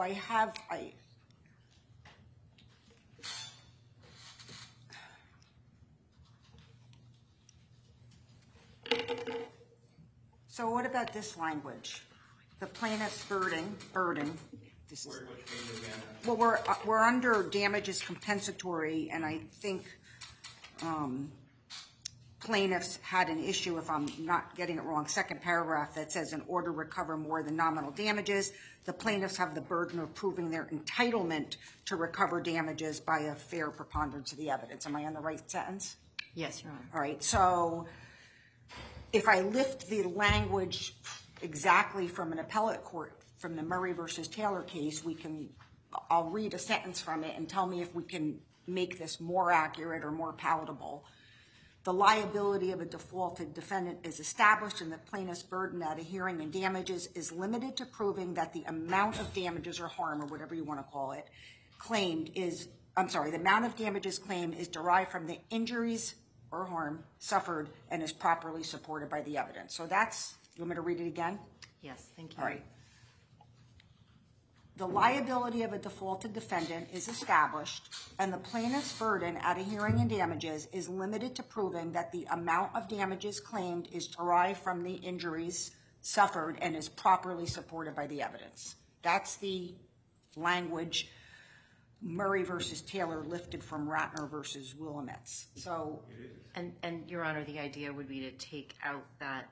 well, I think it's probably, I think we're safer if we lift the language and quote it directly. I'm not seeing what we're lifting. I'm not following. I think the issue of what do the plaintiffs No, I need. mean, I'm not seeing it I'm on. Under damages compensatory, there's the first paragraph that starts the rule of damages as follows, and then, oh, I guess it is still the first paragraph, I'm sorry. That's what threw me. I don't see. I'm sorry, yep, it's the first paragraph. That's a long paragraph. Yeah. Maybe around 5 sentences down, and it starts with in order to recover more than nominal damages.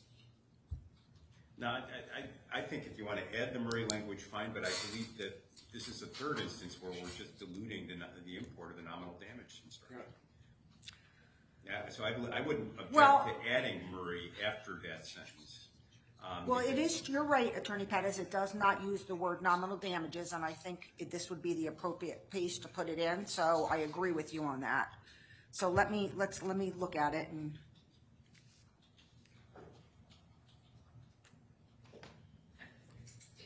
Your Honor, if I may, this had also implicated defamation per se, and the court had a question there. I'm sorry? Sure. So with regard to the nominal damages issue, the court began with a question about our position on defamation per se.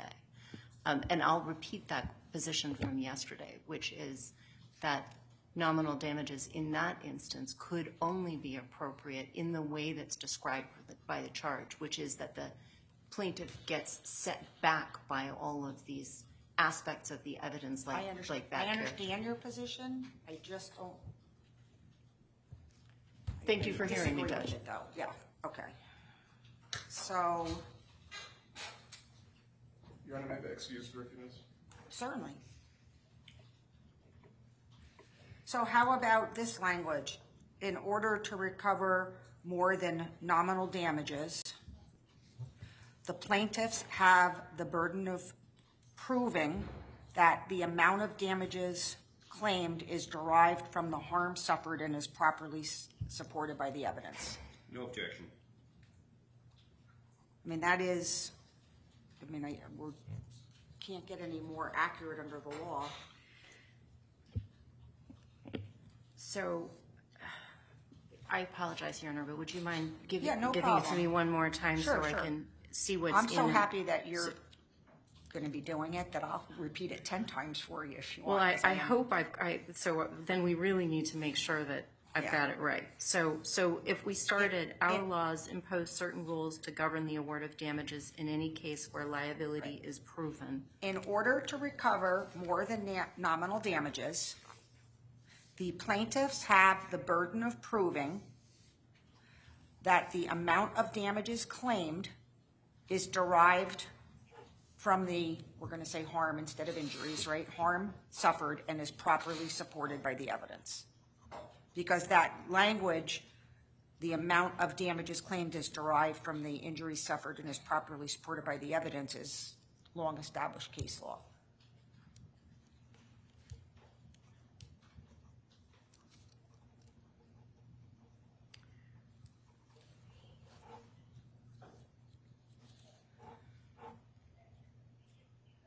Could we include is derived from the harm suffered as I have described it to you and is properly supported by the evidence? I don't think so.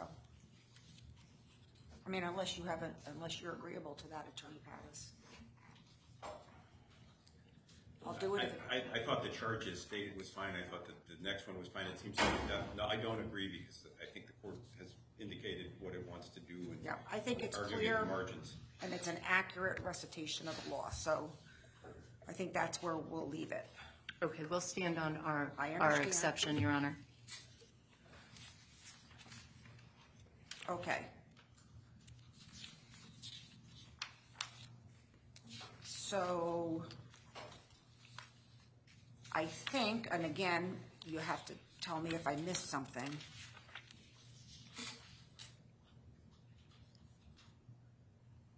In We are- damages for Yes. invasion of privacy Oh. and emotional distress, I made a mistake, Judge. I did not take out the non-testifying plaintiff, so I'll take that out in the next Okay. round. So my next item, I think, was under damages for libel and slander per se. Correct. And I think the only issue that was left was near the end, if I'm not mistaken, and tell me if I'm wrong, near the end that says, if on the other hand you find that the defamatory material is of significant character, that language? Yes. Right. Where did that language, very substantial damages, come from? That was interesting. Yeah. I was very interested by that. I couldn't find it in any case law anywhere, but I think the Koskoff brief bank did. Well, in the case of Koskoff v. Sterling. I'm going to attribute that to Attorney Koskoff, Your Honor.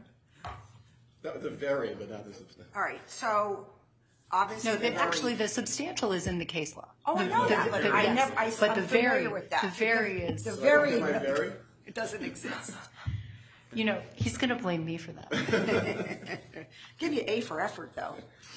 So, Attorney Pattis, what is your taking out the very? What is your issue there? Because I don't see an issue, but I could be missing an issue. I didn't see the need to depart from the standard charge. It struck me that this was reflecting the argument that wanted to be made at closing, which is fine, but I didn't see any deficiency in the standard charge. All right. Okay, so I try to look at it from the perspective of the juror, giving them guidance. I liked it. I thought it actually clarified things, so I will include it. You note our objection. Absolutely. Okay, so I think that gets us up to new ground, correct? No? There's a tail end of that charge, Your Honor. So What am I looking at? on page, well, let's see. After the new language about you may award substantial damages, Okay. the language we just added, there's a sentence, nominal damages are also awarded when they are the only damages claimed and the action is brought for the purpose of vindicating the plaintiff's character by a jury verdict that establishes the defamatory material was false. That just doesn't fit this case. No, it does not. It doesn't all do that. Okay, so that's. So that comes out. And then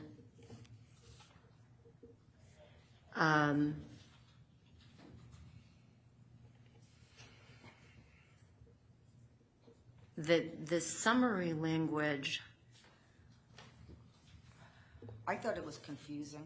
I think it is because we're not claiming specials. So can you and Attorney Pattis maybe put your heads together if you want summary language? Because I do. Your Honor, I don't think we need it at all. I'll certainly discuss with Attorney Pattis if he feels that we If we want to do. leave in at a minimum, each plaintiff should receive a small amount of at least $1. I'll agree to eliminate just two preceding sentences if that sentence remains. No, we can't agree to that. Then you probably should decide, Judge, if they say I'd give up. This is,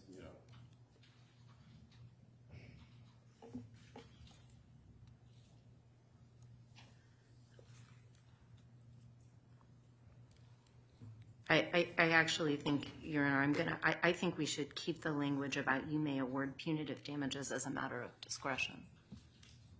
I think that needs to be in there.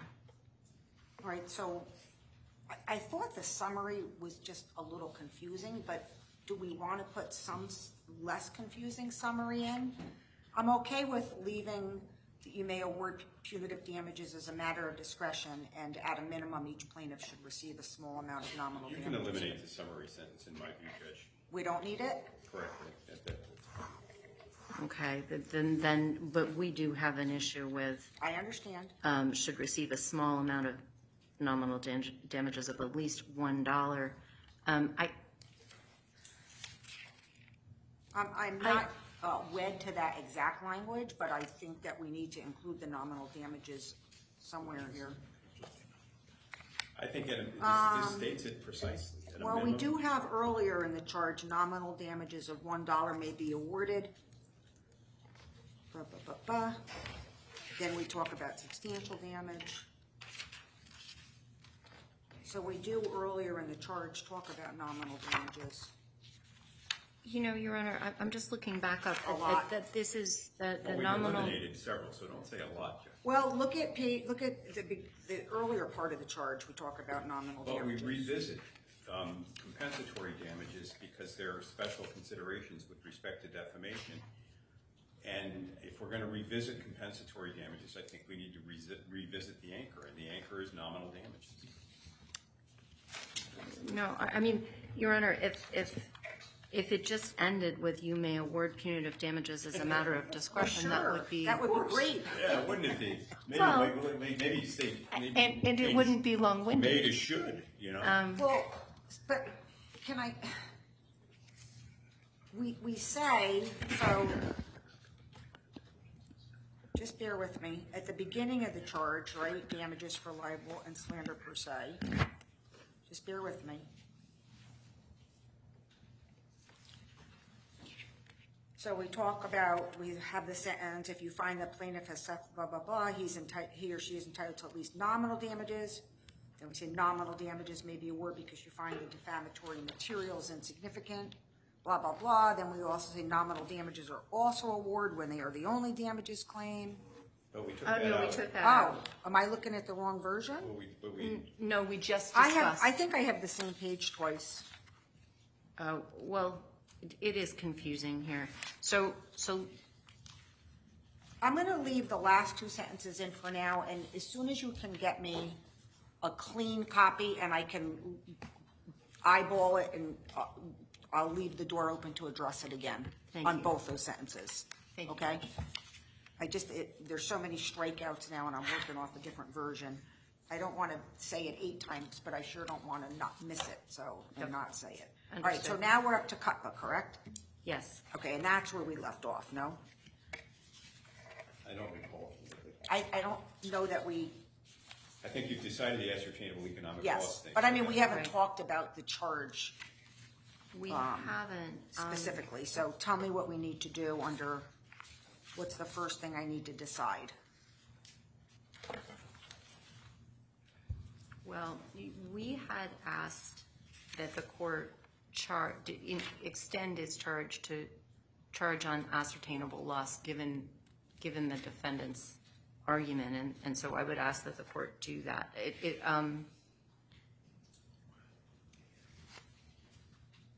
So that is, we're asking that the court charge on it as an element of liability, that it's been found. So what is I don't think it's necessary, Judge. No, I don't think it's necessary either at this point. The court's ruled, I've got it preserved. Okay. All right. Yeah, that's fine. Okay, so is there anything I have to address under CUTPA?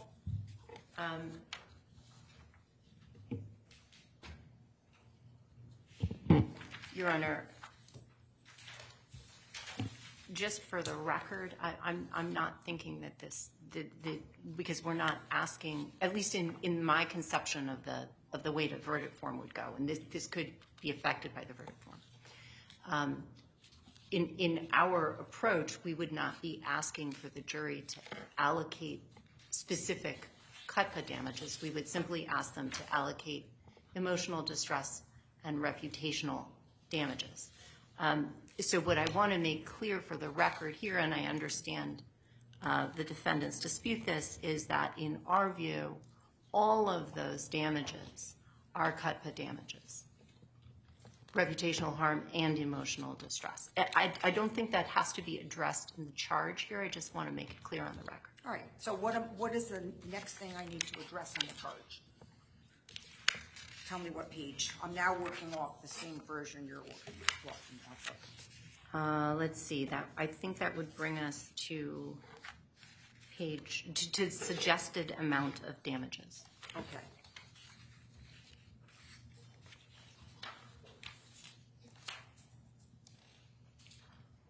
And I think we did talk about this briefly.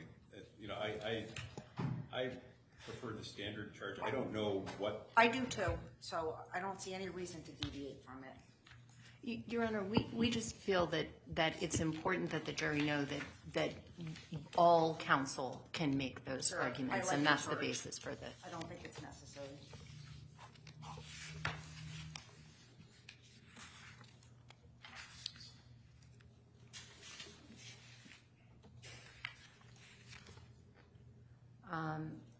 Then, Your Honor, on the punitive damages charge,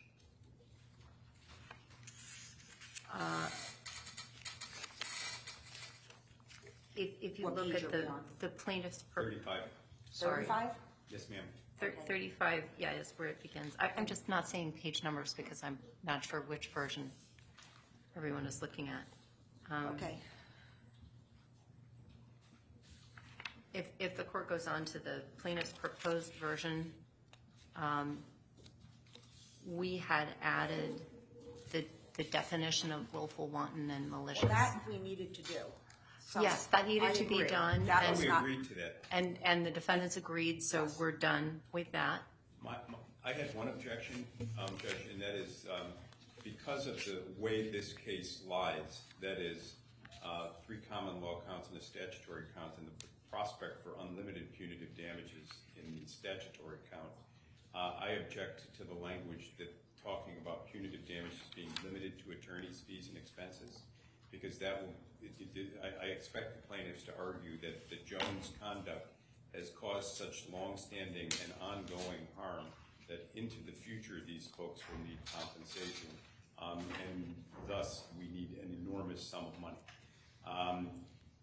I'll argue otherwise, but I think telling the jury that punitive damages are limited leads them to believe that this is the only bite at the apple that any fact finder will get as to Jones, and might incline them to pack more damages into the compensatory than are warranted.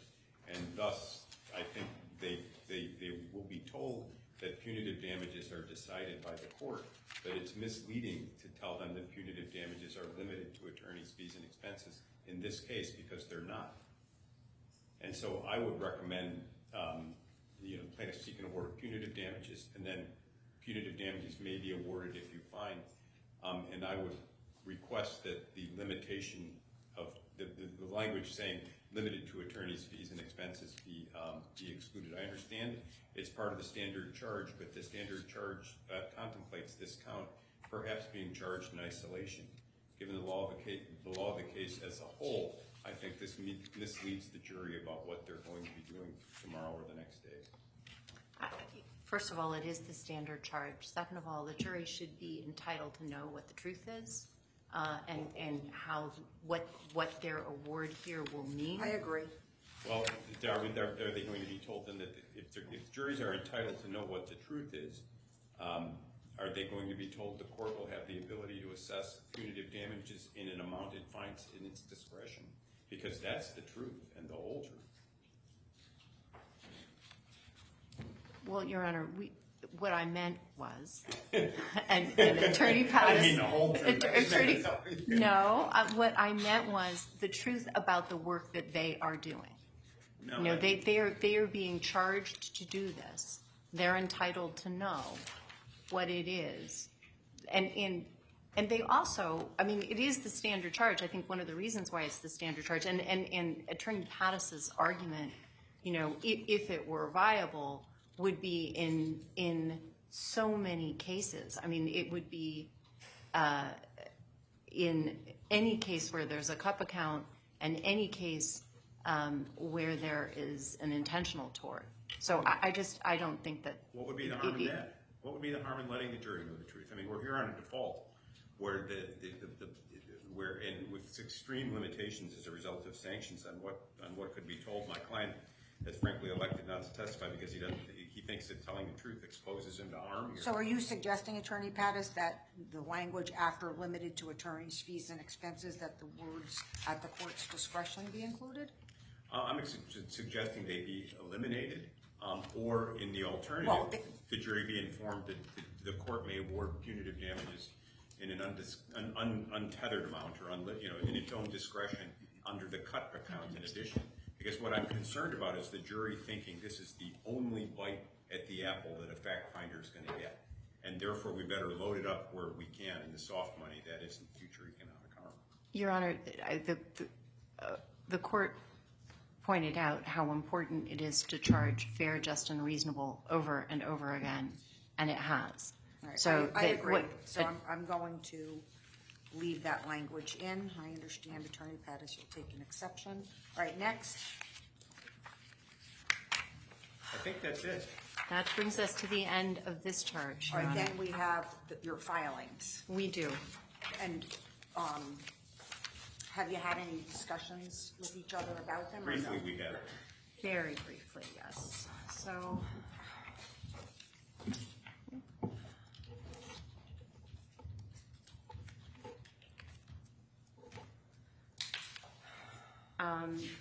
just give me one moment, please.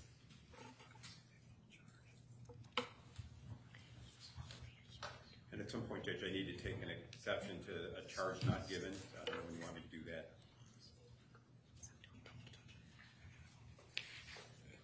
A charge that was requested and not Yes, given? yes, Judge. I suppose after I charge, right? I can't remember. It's been a long time since I've tried a civil case. I usually just do criminal. I'm sorry. I usually take the exceptions after the charge, and then, if I missed a word or something, which I'm old. Well, no, I mean, it's the substantive. It's the jury notification charge. Well, I think you take that after the charge is given. All right, so let me pull up the case and tell me which one. Or do you have agreements on any of them or no? I don't think so. Okay. So tell me which one you'd like to do first, please. I think we could take them in order. This is docket number 1001, Your Honor. So Attorney Pettis, I don't yet see your office having filed your motion for directed verdict. Just please make sure that they get it in today so I don't worry. Yes. Okay, thank you. 101. I'll take care of that at the lunch break, Judge. Yep, 1001, correct? 1001. I have to get in, so.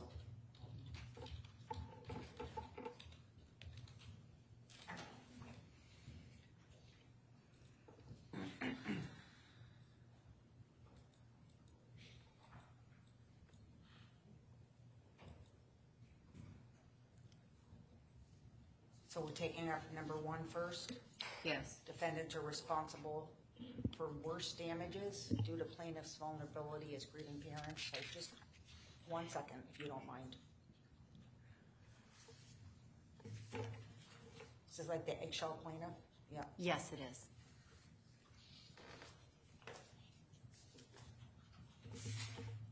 What we try to do is adapt eggshell plaintiff to this circumstance.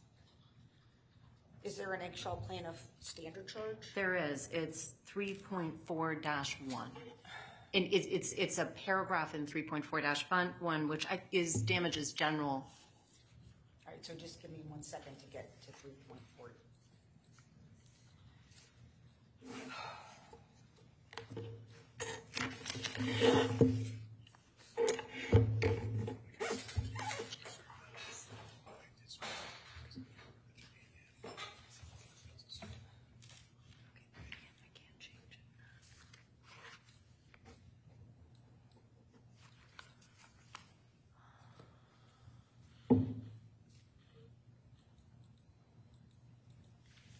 I'm just trying to find it. It's a long charge. Do you remember where it is? In the standard charge? Oh, I see. It's the last. Yeah. I can get there, Judge. Give me 1 moment, and I'll pull up the standard as well.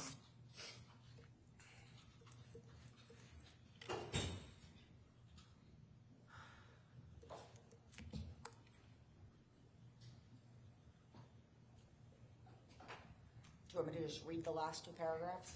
Attorney Pattis? Yeah, I object on the following grounds. The plaintiffs, what the court is unaware of, the discovery was done. The plaintiffs, in some cases, had extensive counseling and psychological issues. some even predating the loss of their children. The plaintiffs elected to produce none of that, to offer no testimony about their psychological state. And we, to avoid enraging the jury and given the court's rulings on causation, didn't address it either. We even reached certain accommodations as to one witness to cover this claim where the plaintiffs agreed to ask a question so that we wouldn't be in the awkward position of putting a person on the spot. I think they're free to argue that, but I think given the evidence that they produced or didn't produce, they're trying to have their cake and eat it too. There was significant damage of alternative sources of harm and vulnerability in these plaintiffs that could have been produced. It wasn't, and I don't think they're entitled to the charge having made the election not to produce the evidence, or it could have been challenged. Your Honor, our client's medical records were produced extensively to Attorney Pattis. And we're not claiming that they weren't. Well, To the contrary. but the thing is, so Attorney Pattis had the ability to cross-examine on them if he chose. Our clients testified at length about their emotional state in relation to the deaths of their loved ones at Sandy Hook. Well, the nice thing about the eggshell plaintiff charge is that it makes clear that you can't compensate plaintiffs for pre-existing. I mean, you could word it in a way to make Our claim, Judge, is that notwithstanding the fact that many of these folks sought extensive psychological care, the plaintiffs chose not to put any of that evidence on, and now they seek the benefit of not having. Yeah, I don't agree with that. I mean, there was extensive evidence about their emotional and mental health But after about treatment sought and other sources of harm. In fact, the court's causation ruling made it quite clear that I was limited in what I could do. But there was abundance of evidence. There was some evidence about counseling. There was, Your Honor. Yes. 12 visits to an AEP person. No, and then I could look through my notes. One of the recent witnesses also. There was. There was one witness that talked about counseling that they went to with their spouse, and then I thought there was another witness, but it's not even. So, for instance, here's the Soto girls, Bill Aldenberg. There's extensive evidence, if it turned on counseling, which it doesn't. Just give me 1 second, please.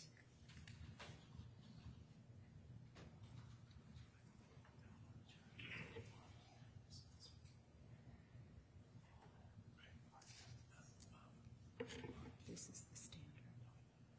Well, you know, this is a one-way street the way that it's drafted. It doesn't make clear that they can't be compensated for their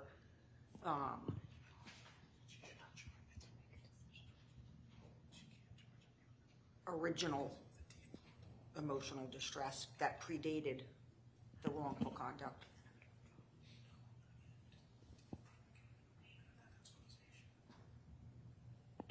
Oh, okay. Your Honor, so I'm looking at the standard here.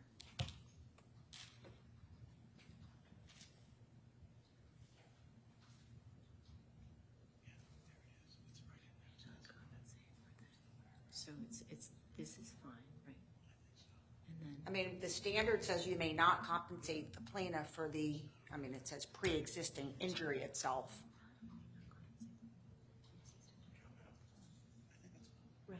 So Your Honor, may we have a moment, because there's a lot of whispering in my ear. It's hard for me to concentrate. This is the language in the standard.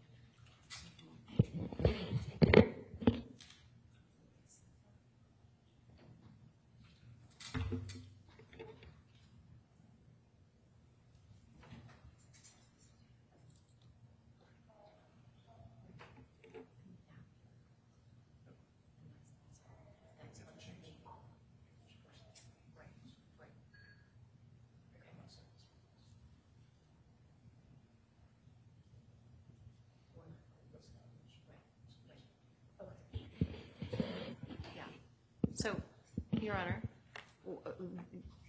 we think the standard would substitute appropriately here. The only thing is we'd have We just want to adjust it the way we have been. Just the first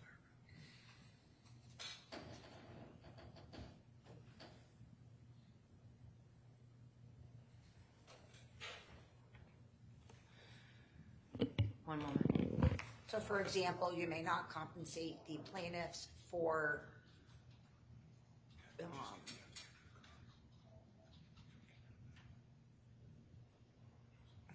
The loss of their suicide of Mr. Richmond, the suffering of their children, you go on and on. The loss of their, the loss of their, the loss of the decedents. I mean, I think that they're free to argue that. We're both free to argue. I just don't think. I think it's a difficult thicket to wade into here.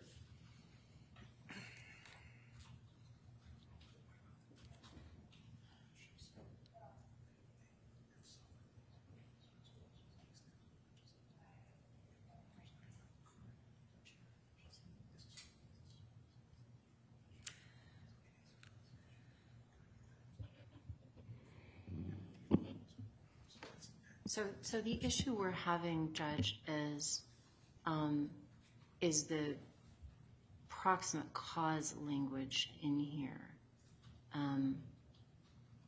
and the way that it is, how we resolve that when causation is already addressed by the default. just give me 1 second, please.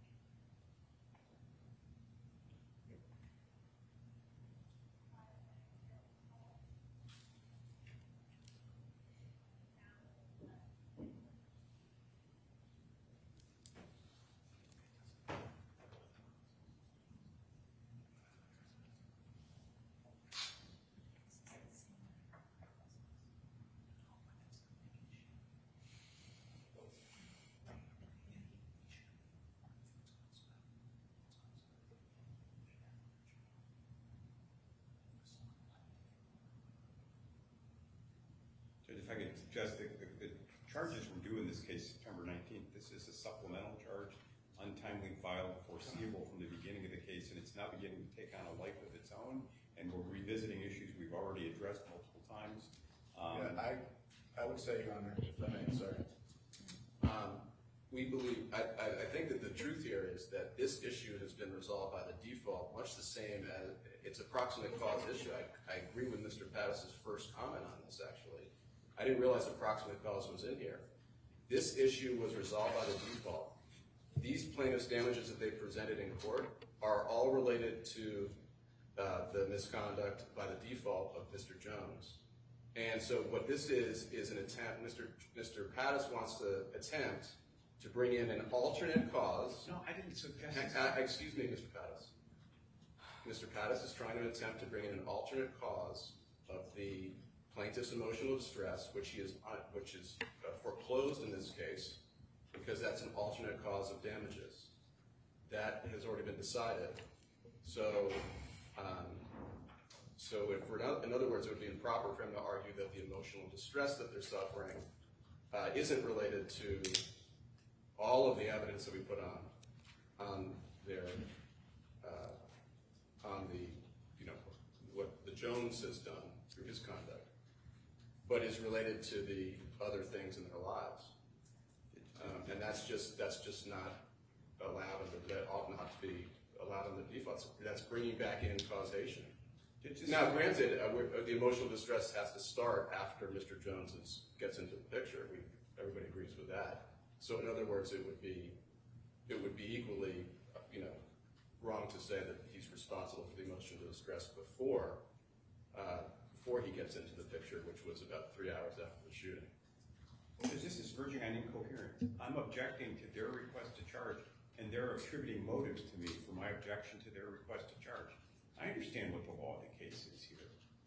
I don't think the charge is necessary. I think it's an effort to relitigate issues that are raised judicata, not just with respect to the law of the case, but in the charge as a whole. What about language along the lines, I think this actually helps both sides and makes it clear. Something along the lines of you may not compensate the plaintiffs for emotional distress, whatever you want to call it, suffered prior to the defendant's wrongful acts. However, if you find that a plaintiff was more susceptible to harm, the defendants are responsible for damages to an especially sensitive plaintiff. Something along those lines, so that we're making clear to them you can't compensate the plaintiffs for their emotional distress related to the shooting, but I think it's parsing a line that doesn't need to be parsed. I don't think the charge is necessary. well, I know that you've made that clear, but I object to the proposed. I think the court's proposal covers it appropriately. I'll give it some thought. And Your Honor, I didn't get exactly what the court said there. It's not perfect. It's understood. Understood. I mean, just wanted to listen. The truth of the matter is that they can't compensate the plaintiffs for their unrelated emotional distress that they suffered as a result of losing their children prior to the defendant's wrongful acts, or their emotional distress related to losing their children. That is not. This is where it gets a little tricky. And I would just say that's the. We're getting back to the raison d'etre of the eggshell skull in the first place. That at some point these things join, and they join 3 hours after. I hear you, but I just decided I'm not going to give the charge. You're going to deal with it in argument, and if there is something occurs during the argument that's not copacetic, that's not accurate under the law, then I'll reconsider that, because there's something to be said for making it clear to them. All right, so if somebody crosses the line or it needs clarification, then I'm going to have to go there. Can I speak to Attorney Koskoff for a moment? Sure.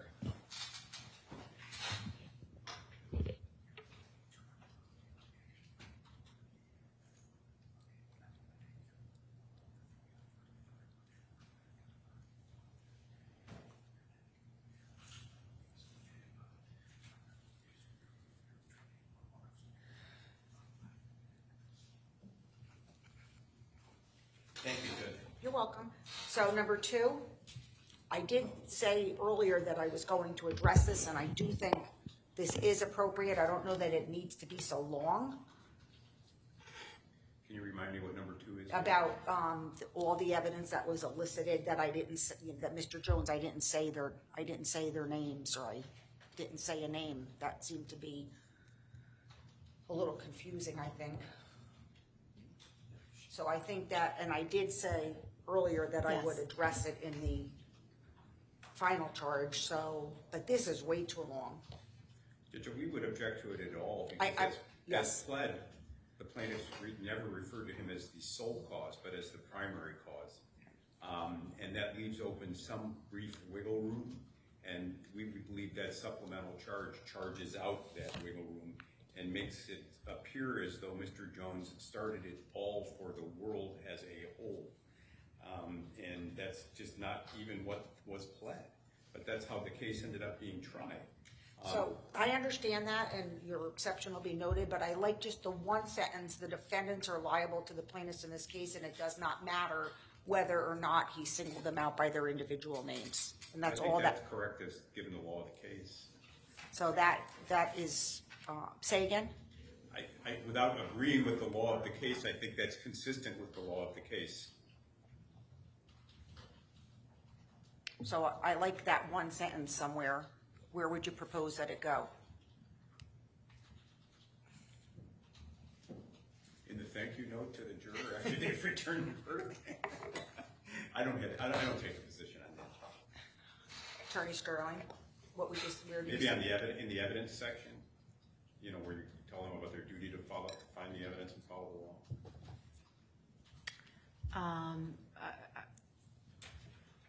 It seems to me it should go in the defamation charge, not the defamation damages charge, All right, but so the defamation charge.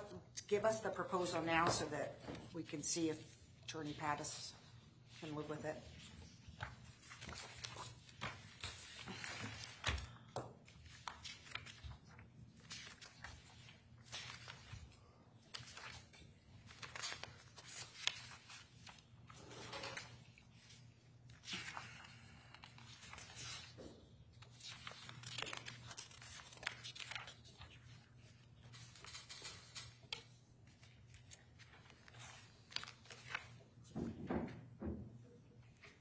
Why don't you just make it the second sentence?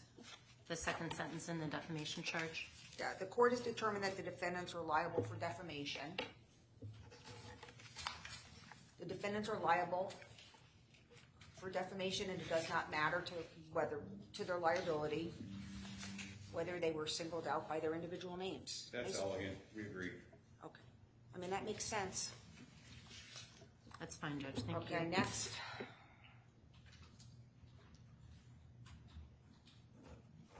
Okay.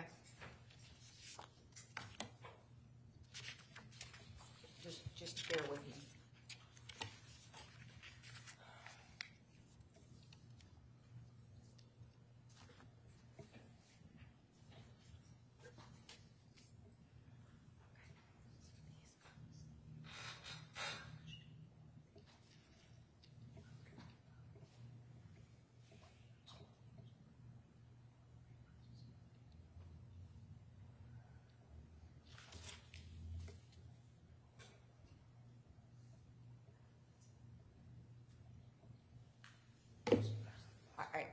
I don't see this.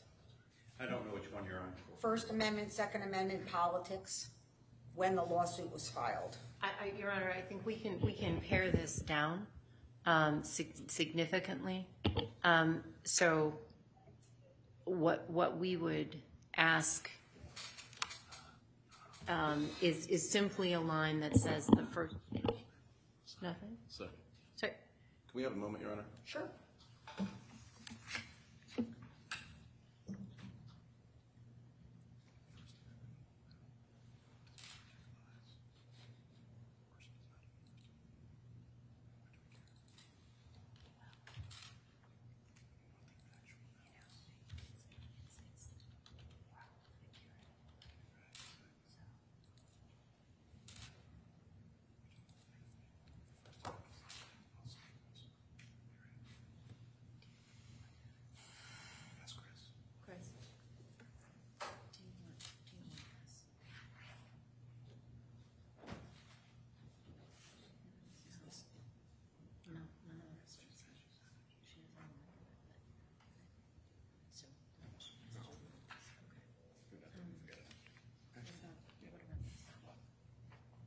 Yeah, that's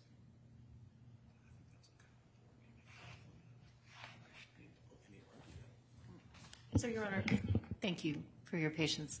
The committee over here has decided that the only aspect of the charge that we want to stand on here is the piece regarding when the lawsuit was filed.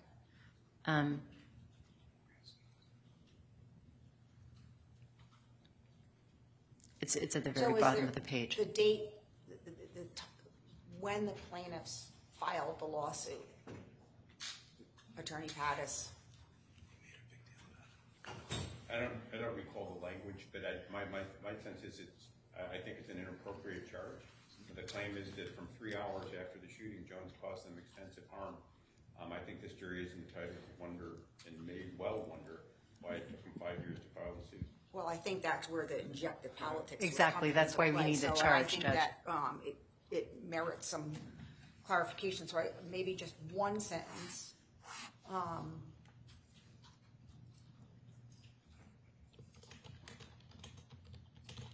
you know, May I just point one thing out, Judge? Based on what Attorney Pass just said, his argument, he said that Jones had made the statements within 3 hours, correct. He wants the jury to draw an inappropriate inference from that, and that's why that's why well, I'm going with the sentence, so you don't need, what do you want me to change my mind? Should I sit down then? Yeah. Thank you, Judge. The date on which the plaintiff filed the case is irrelevant to your considerations, and you should not consider that in any way in determining the damages on this case. I don't see how it is relevant and how they should consider it, so there's nothing wrong with that sentence. We take an exception. I understand. So then the only question, Your Honor, is where does that go?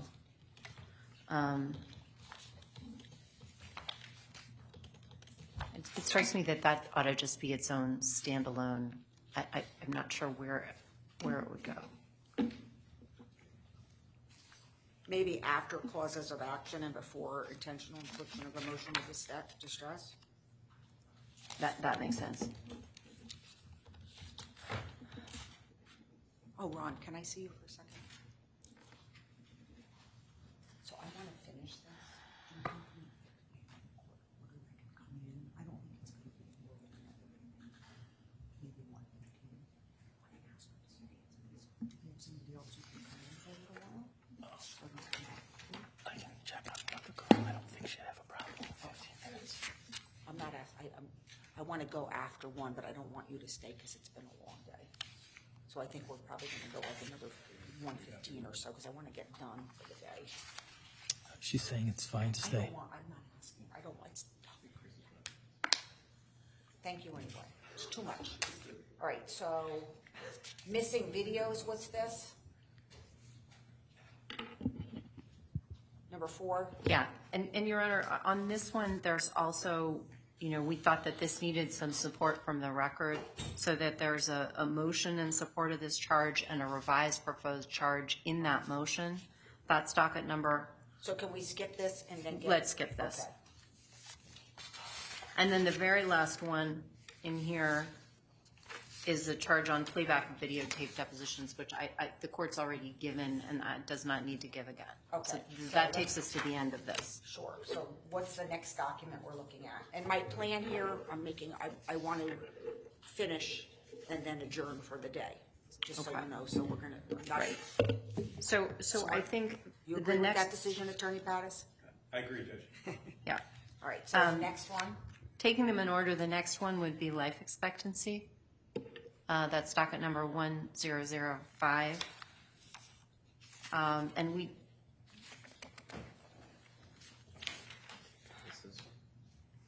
Yes. So I think at sidebar, I suggested all the factors in 3.410 be charged. Having had a chance to read through it, I would agree that the first, second, fourth, and fifth can be eliminated. First, second, fourth, and fifth. Of the list? Yeah. Yeah, that's what I was struggling with the lead in here under the facts of this case, but. Do you want to just Why don't talk to we see each if we can other work something real out? quick and see if you can efficiently do it that way? Thank you.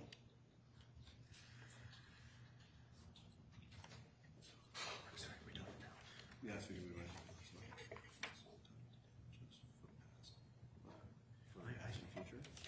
You should consider the probability that they're alive. Oh, no, before you get to that, you have to have a lead in. That's my view. But this says if you award damages, and we know they're awarding damages, so. Well, we don't.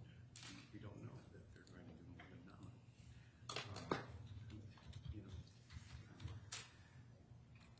In your award of damages, you should consider. Okay, what is it? I'm proposing that. I hope you're not offended that I didn't ask you to stay late, but here's the thing, I don't like to do that because no one ever says no. As a courtesy And then to you, because I feel I'm the avoiding duty saying, if any. say no, and that's why you got Thank you so others. much. I just don't Your want to award of damages, you should consider. be pushy or imposed, do you know what I mean? Because how hard would it be? I understand, I tell Ron all the time, people have lives, they have lunch plans. You know, that's, well, maybe you would, but like, some people would never, even if it was a problem. So that's why I always like have the policy, don't do it. So what are you saying, sir? Thank you. But if Okay. in your award of damages, you should, when you. All right, did you This work should- it out? This should come on the heels, this should come on the heels of the, we're just trying to line this up, Judge, with Okay. with the part of the charge where the court instructs on future damages. Okay. So once we find that part, I think we can bridge it to this. Your Honor, I wanted to point out, just because we have not yet addressed verdict forms, and I think that is an area where we're not very far. Okay, let's finish the charge first and then figure out when we're Okay, gonna do that. I just wanted to alert the court because I was concerned about Okay. lunch and staff. All right, well, we're gonna get through the Timing. charge before we take our lunch break. So what we want to do Or starve? is, we want What do you, I just want to work that out with. No, it's already worked out. Okay. But we just need to, I just need to see if it lines up, because it needs to be Okay. rich. Okay. So, In your work for future damage, we should say. If you award future. No, she's. so it's gonna go, I think it would go after and before suggested No, amount but I of thought, damages. where is the, I just want to, what is the court having, what will the court have charged on future damages? It will have charged in a couple different places, so. Let me see.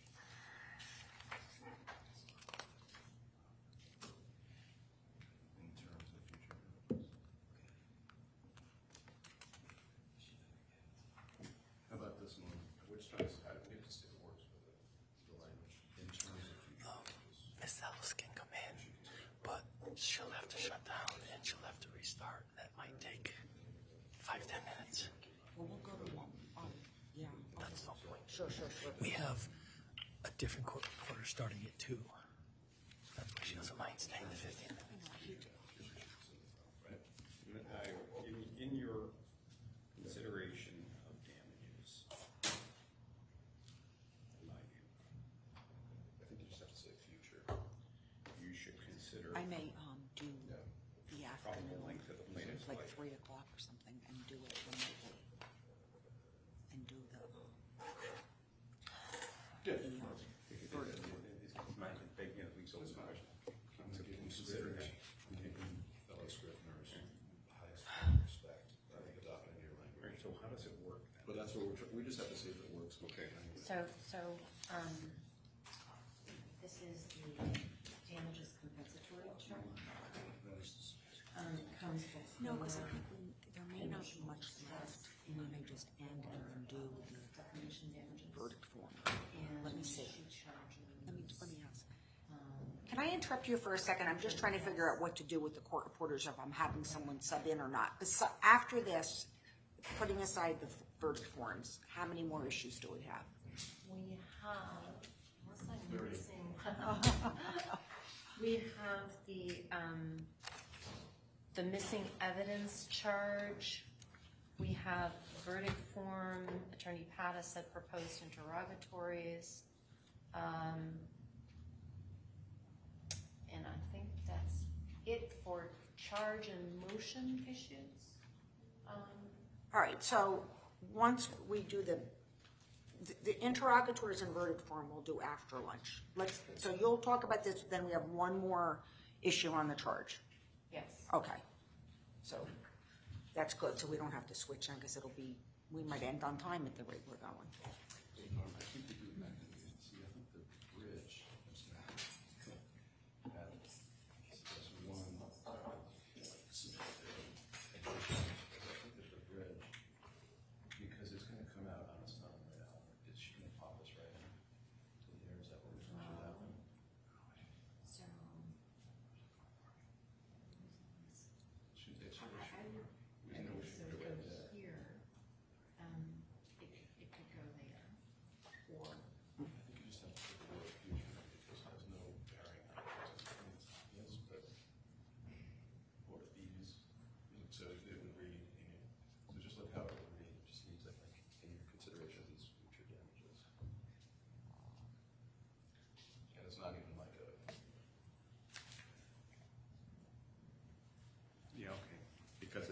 because of the use of the word future there. So my proposal would be, in your consideration of future damages, you should consider the probable length. Yeah.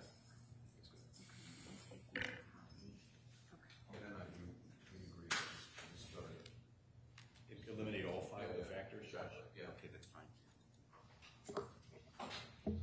All right, so you work that out? And then we do the plaintiff's bias, Oh, no, right. right? Then we do, according to the standardized tables, Right. name plaintiff and the life expectancy, and then all this standard. Yes, stuff. We have an agreement, Judge, We have but an it's gonna take agreement. a little bit of housekeeping on our part, but we can do that not at the courts. Okay. All right, so then we have the last item Should is we what put the it, agreement on the record, Judge? beg your pardon? Should we put the agreement on the record or not? Well, when we come back on the record after lunch to work on the interrogatories and jury form, we can do that then. Put it on the record. I just wanted to get to the last issue. I just don't know what entry number it is. Okay, so we got it. Okay.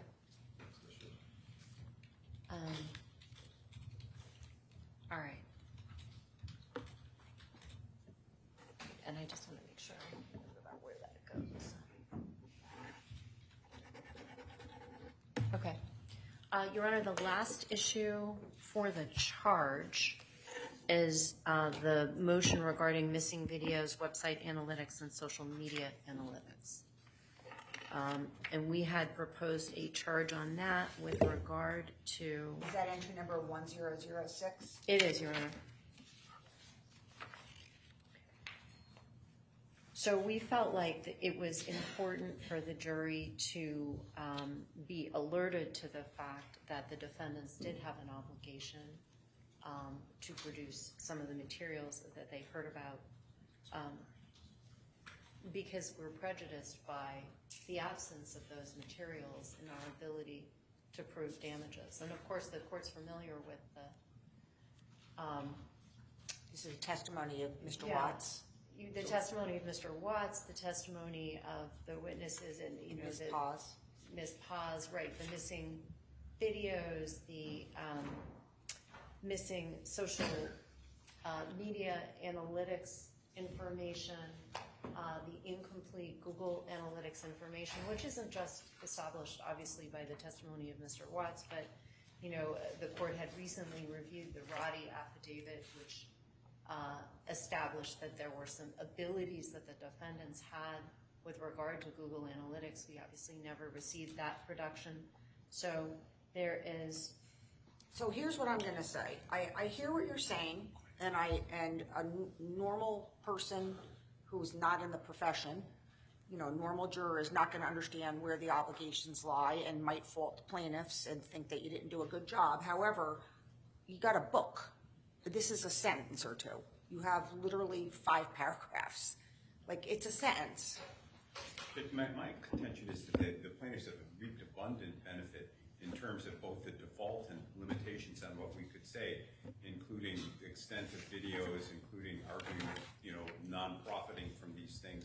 And we've adhered to those rulings, and I think this is lily gilding at this point. I understand your position. Nonetheless, it's very confusing to a jury, and they may fault the plaintiffs for not doing a good job or feel like they didn't meet their burden of proof somehow. So I think 1 or 2 sentences, and probably 1, is all you need, and there's no need to overemphasize it. Your Honor, would the court like us to work on a sentence? No, let's do it right now. Okay.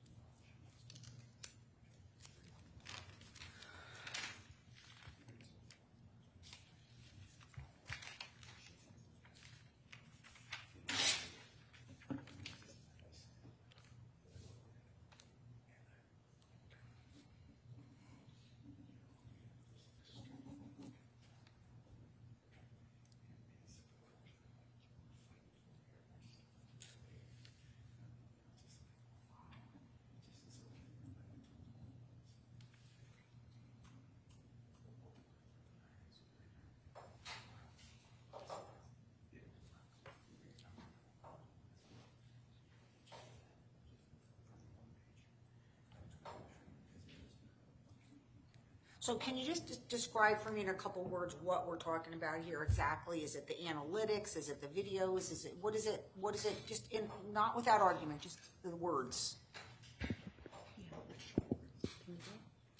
Attorney Matty's gonna do it. Just the words. Videos? Infowar videos? Yes. Okay, go ahead. Social media and marketing analytics. Google Analytics, they're different. Financial data.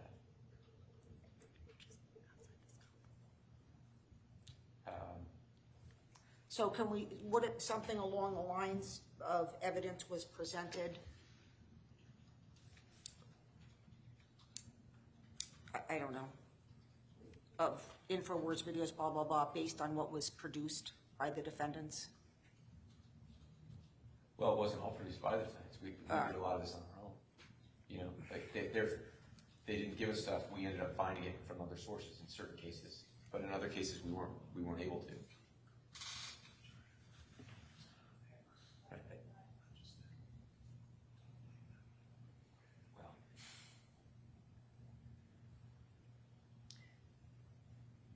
Well,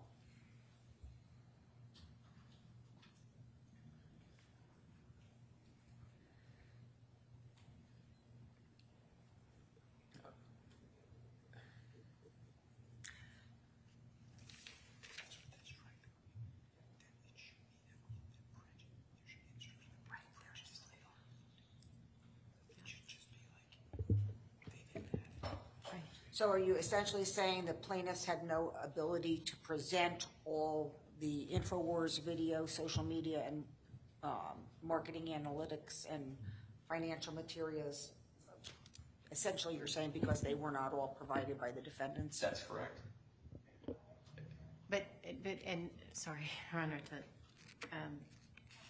but also that the fact that we couldn't present that, you know, I mean, one way it shouldn't be held against us, but since we bear the burden of proof, you know, that's where the request for the inference comes from.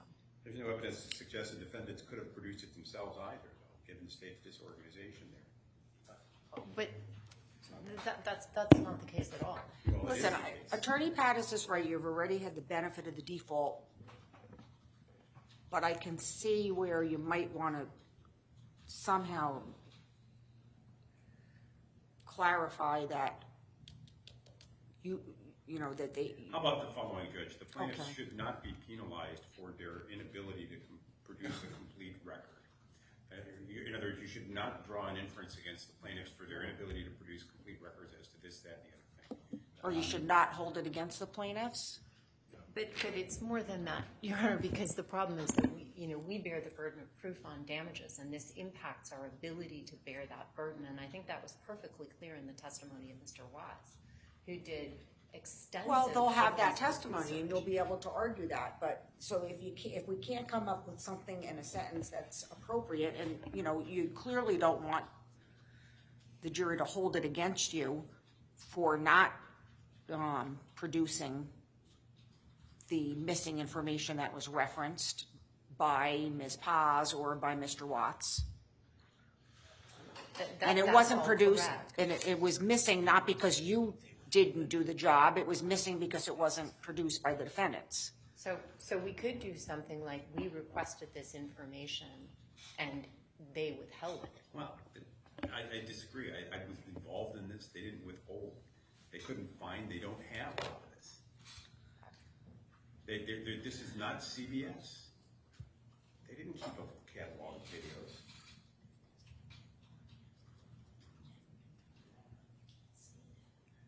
They never turned it over to me.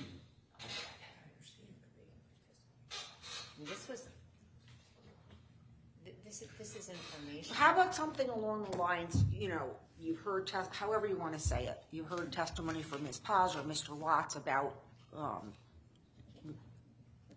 whatever we're talking about, missing information related to analytics or whatever, right? That's true. And then say something along the lines, just give me 1 second because I just lost my sentence.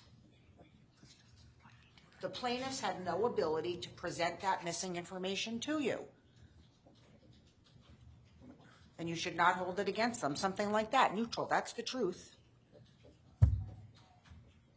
They did hear evidence about a lot of missing information, they did, from Ms. Watts Ms. Paz and Mr. Watts. The plaintiffs had no ability to present that missing information, and you should not hold it against the plaintiffs. So that if they're left to wonder, well, gee, all this stuff is missing, why didn't the plaintiffs do their job? Why didn't they meet their burden of proof?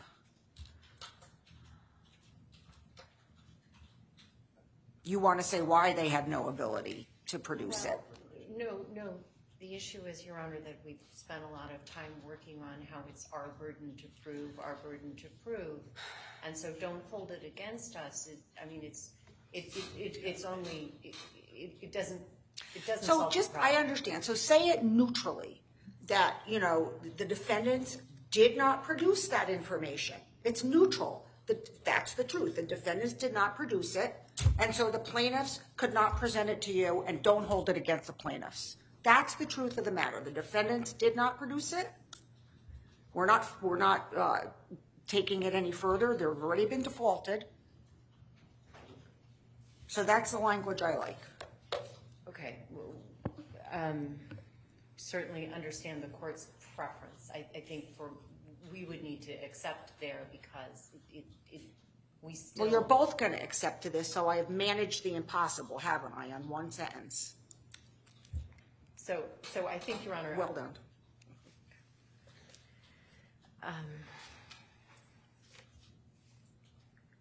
So I think I have what the court's preference was. Do you want to read it so that I can? I think we have to fill in some information, but it was. Well, I need to I need to know that the charge is done. Yeah. No, I understand. Well, we may not. Excuse me. Sorry. It's getting towards lunch. Everybody here is hangry. I don't know if that's good. But this is kind of a big issue for us because of not wanting to be penalized for their failures, their almost historic failures that have gotten to us to this point. And so it's not just a matter of deprivation of the material that led to the default. It's adding to that a burden here in court to prove things, and we're handicapped from that through no fault of our own. In fact, through fault that led to a default. So it's not enough, in our view, and I appreciate the court's right as far as the court has gone. I don't dispute that. It's just that we need it to be known that this is adverse inference territory we're in. We just need it because otherwise we're being punished for the wrongdoing in the discovery of the defendants. And so if we can just and more to the point, since it seems the court has shared the court's preference on this, we need to talk about whether that does more harm than good. Judge Mike, this is filibustering. I mean, short of default, I can understand the need for a strong adverse inference charge if the jury was going to decide the issue of liability. But we were defaulted. There were additional sanctions awarded even on the cusp of evidence based on late disclosure, limiting what we could and couldn't say. The combination, with respect to those recent limitations, they had a material bearing on my client's willingness to testify. It seems to me that the plaintiffs have reaped ample benefits from these failures, and that this is overreaching. But we are trying this. I understand, but here's the thing: I could have told them the reason for the default all along, and I did not. So they are here not knowing any reason why it's a hearing and damages and why they're just addressing liability. Which we think prejudices us. We requested that they know the reason for the default. You requested that they know that they were defaulted for. We wanted to produce your ruling on the default as a piece of evidence, and there was argument on it. It was denied. I think good. You wanted the transcript, and I did not want that transcript. Exactly. That's what you asked for. You did not ask ever for the reason for the default. Well, I think then maybe this is the reason for the default. Well, then maybe this is the point where we could address that. At this point, because now the case has been tried, there were things I could have done with that information, which was the Right, but you never, you asked for the transcript, not. Well, I mean, that's a distinction without difference, then, you know. No, I disagree, Attorney Saying I Pattis. want the word of God, I'm a Christian, I asked for a Bible, well, you know, I mean, you know. All right. So, something along the lines, if, you heard evidence from Mr. Watts and Ms. Paz regarding missing whatever.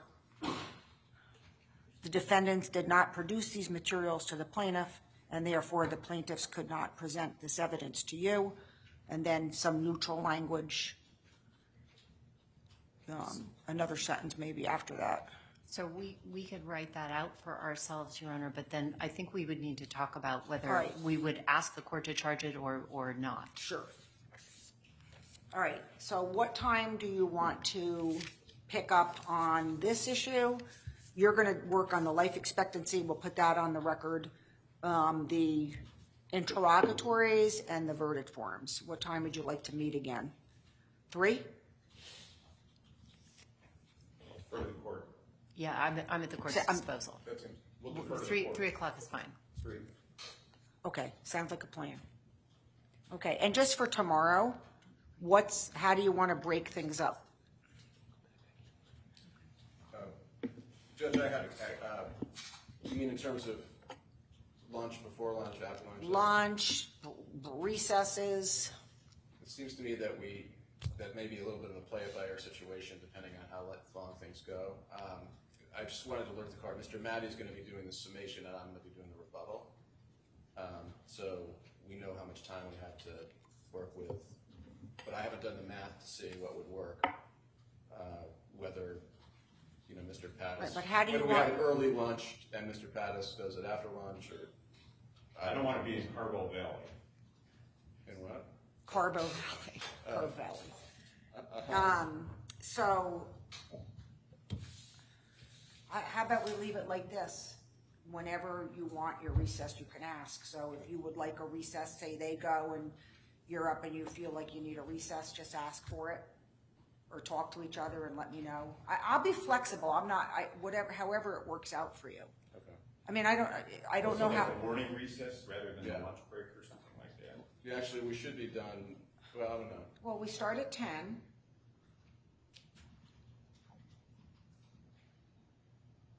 I won't take 2 hours. How long are you going to go, Attorney Meddy? Any idea? An hour to an hour and a half. So let's say that takes us to 11. So mine could go to the morning lunch break. Okay. I don't think it'd go longer. I doubt it. Okay. Probably a little shorter. So if I had a little shorter, is what you're suggesting that if Attorney Pattis wanted to, we could take the morning break before 11:30 if you wanted to, rather than start. Sure, and then, I think we can sort of play it by ear too, because I don't want to break up his close with lunch. Right. For sure. So maybe I can work something out with the court reporters. I don't know, I hate to do that. Well, if Attorney Meddy can go for an hour and a half, Judge, we're at 11:30, we come back, I don't think I'm going to be more than an hour. I mean, I haven't heard the closing, but I heard the case. Right, so you think that let's put it this way, we'll make sure that we work out in a way that your closing isn't interrupted by lunch. I mean, it sounds like it'll work. And if we have to take lunch a little bit late, so, say something happens, say you go longer, and or we'll shorten the morning recess if the staff doesn't mind, so that we'll get you done by lunch. Thank you, Judge. And then, so that sounds like a plan. All right, so I'll see you folks then, 3 o'clock. I'm going to do it remotely. Okay. So we're going to do it on the computer, so you can go back to your offices or wherever you are. Don't we have to stay for purposes of the exhibits? Oh, you do. Indeed, you do. Indeed, you do. Tough luck for us.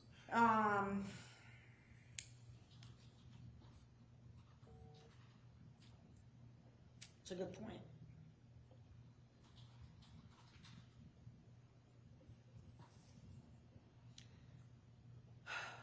Let me figure that out with Ron, and I'll let you know in our coffee break room in 2 minutes, okay? Yes, Judge. All right, take a recess.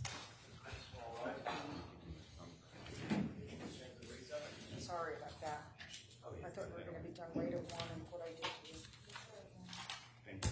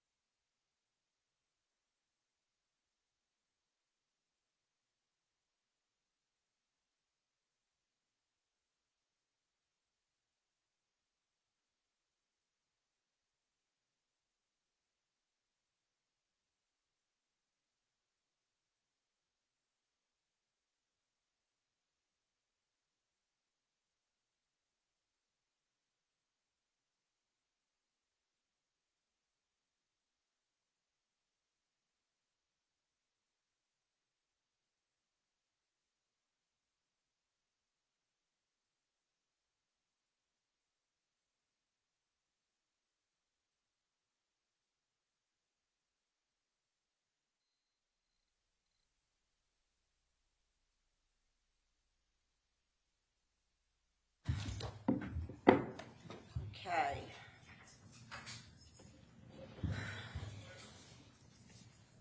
Where do you want to start?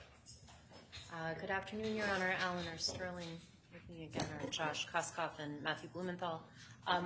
With regard to the charge regarding the missing information, we have a proposal for the court.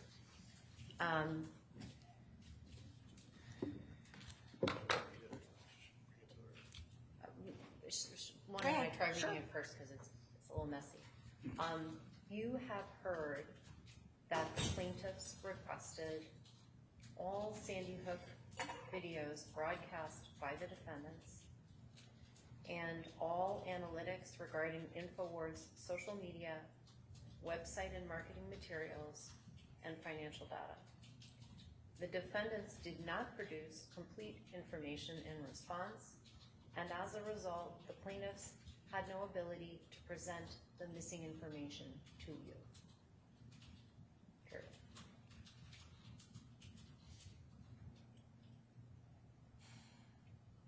I think that's close to what the court indicated was its preference. Can you do it one more time? Of course. And so without me checking my notes, there has been evidence along the lines of those first two sentences for sure? Yes. But, yeah.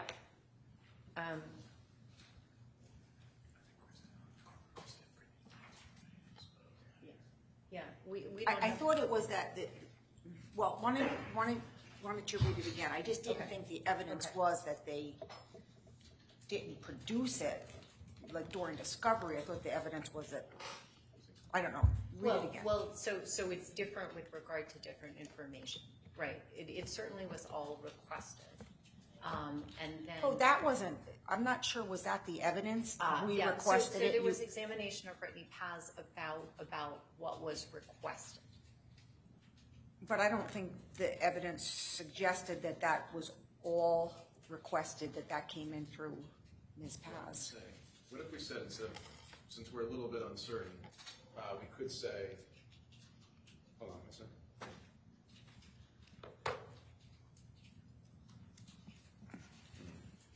I mean, it wasn't made available to you, and therefore you could not utilize it. That's what the punchline is here. Okay, that's a sentence. But it has to be established what it was that we. I mean, I think What putting if aside what if it doesn't say you have heard? It just says the plaintiffs requested all Sandy Hook videos broadcast by the defendants and all analytics regarding InfoWars social media, website, marketing materials, and financial data. The defendants did not produce complete information on it in response, and as a result, the plaintiffs had no ability to present the missing information to you. Because I just don't know if the evidence is that all of that was requested. I take the plaintiff's point in there, without agreeing to this and waiving my prior objection. I think that last iteration avoids reference to the evidence and incorporates the activity of the case as a whole, discovery included. So if the plaintiff's fear is that the jury will hold the lack of information against them, what this tells them is wherever, whether here or in trial or in discovery, the plaintiffs requested complete information as to X, Y, and Z. The defendants did not produce it. As a result, the plaintiffs could not do Y, whatever that is. I object to the charge at all, but I think if you're going to give it, that's a neutral form, and it avoids the problem of what the evidence was in the case, and is true to the record of the case as a whole. There's also some spoliation case law, Your Honor, that says that the court can charge in a way that takes into account the history of discovery. Not every. Right, but what was proposed was you have heard that we requested, and I'm just not sure I heard that. You're backing off of that. Right, we are. Yeah. So I'm taking. So let's go to the hopeful final version. Okay. It says the plaintiffs have requested all Sandy Hook videos broadcast by the defendant and all analytics regarding InfoWars social media, website and marketing materials, and financial data. The defendants did not produce complete information in response, and as a result, the plaintiffs had no ability to present the missing information to you. It's pretty neutral. Anything to add to that? I know you're objecting to it, but. If you're gonna get it, that's the way to get it. All right. Objection. Can you start it off while the plaintiffs requested? And make it like one sentence? All right, so what's the next issue? Did you work out your life expectancy issues or no? Yes. Oh, good. Okay.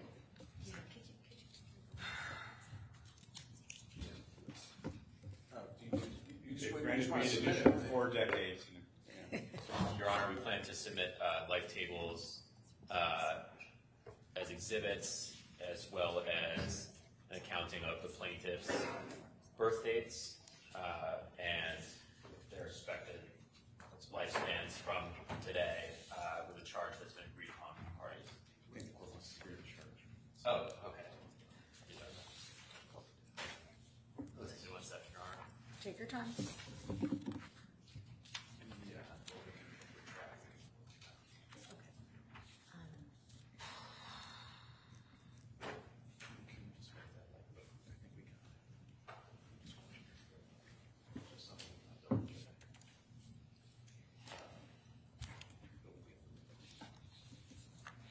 Your Honor, there's one thing we want to double check on the missing information charge. If we come back to the court, it will only be with a deletion.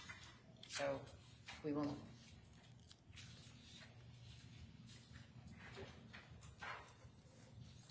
And just last words. Yeah. And six supplemental charges. I have a feeling those were the last words. I can do this one. Sure. Okay, so, Your Honor, this is the agreed upon charge for life expectancy. It reads,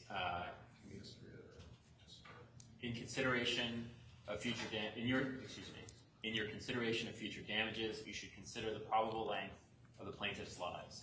This may be proven through standardized mortality tables and evidence of a plaintiff's age, health, physical condition, habits, activities, and any other factor that may affect the duration of their life. According to the standardized mortality tables, the plaintiff's life expectancy is the following number of years from today. And then it lists each plaintiff's life expectancy based on those tables to the nearest whole number. And then reads, bear in mind, this figure is only an estimate of a plaintiff's length of life based upon statistical data, and it is just one element to consider in determining a plaintiff's life expectancy. You may find that a plaintiff will live a longer or shorter period of time based upon your assessment of all the evidence regarding the plaintiff's condition and the circumstances of their life. That's agreed. Okay, that sounds good to me.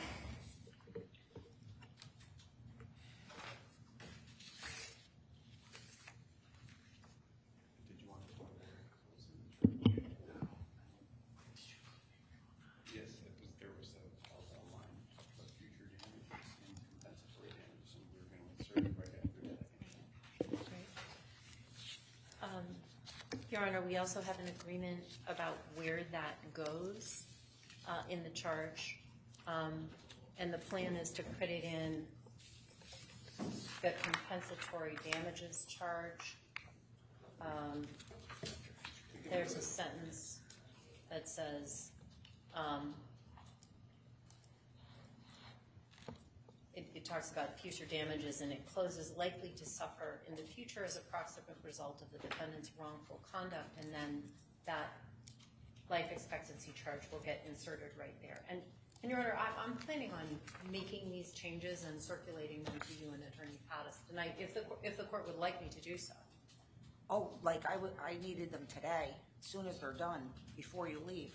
And that was, I could do that too. I need, Absolutely. Because we could easily pick up on a stray mistake or word or something. And Absolutely. I'm not going to look at it tomorrow for the first Oh, time. no. I'm sorry, Your Honor. Okay. That's fine. Okay, so verdict forms and interrogatories, is that where we are now? Yeah, and my sense is that we could use some guidance from the court on this. We're not we're coming at this from two different places. I can although see we that. have had some discussions. The rulings this morning have simplified my requests. With the ascertainable loss? Yes. Yes. And we've had some preliminary discussions. I'm intrigued by Attorney Sterling's suggestion that guidance for the court might help us, because we are still far apart. I'll defer to Attorney Sterling on the guidance that might help. I'm not sure what guidance I can give you. I have only seen and used verdict forms that just simply breaks it down by cause of action, which, you know, so. I understand. Everybody agrees. The issue, I think, with that here would be that it's just confusing and potentially duplicative.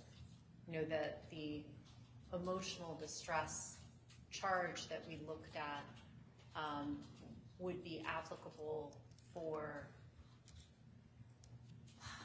IED, for a false light, and for emotional distress as it results from damages, from defamation per se, and for CUTPA.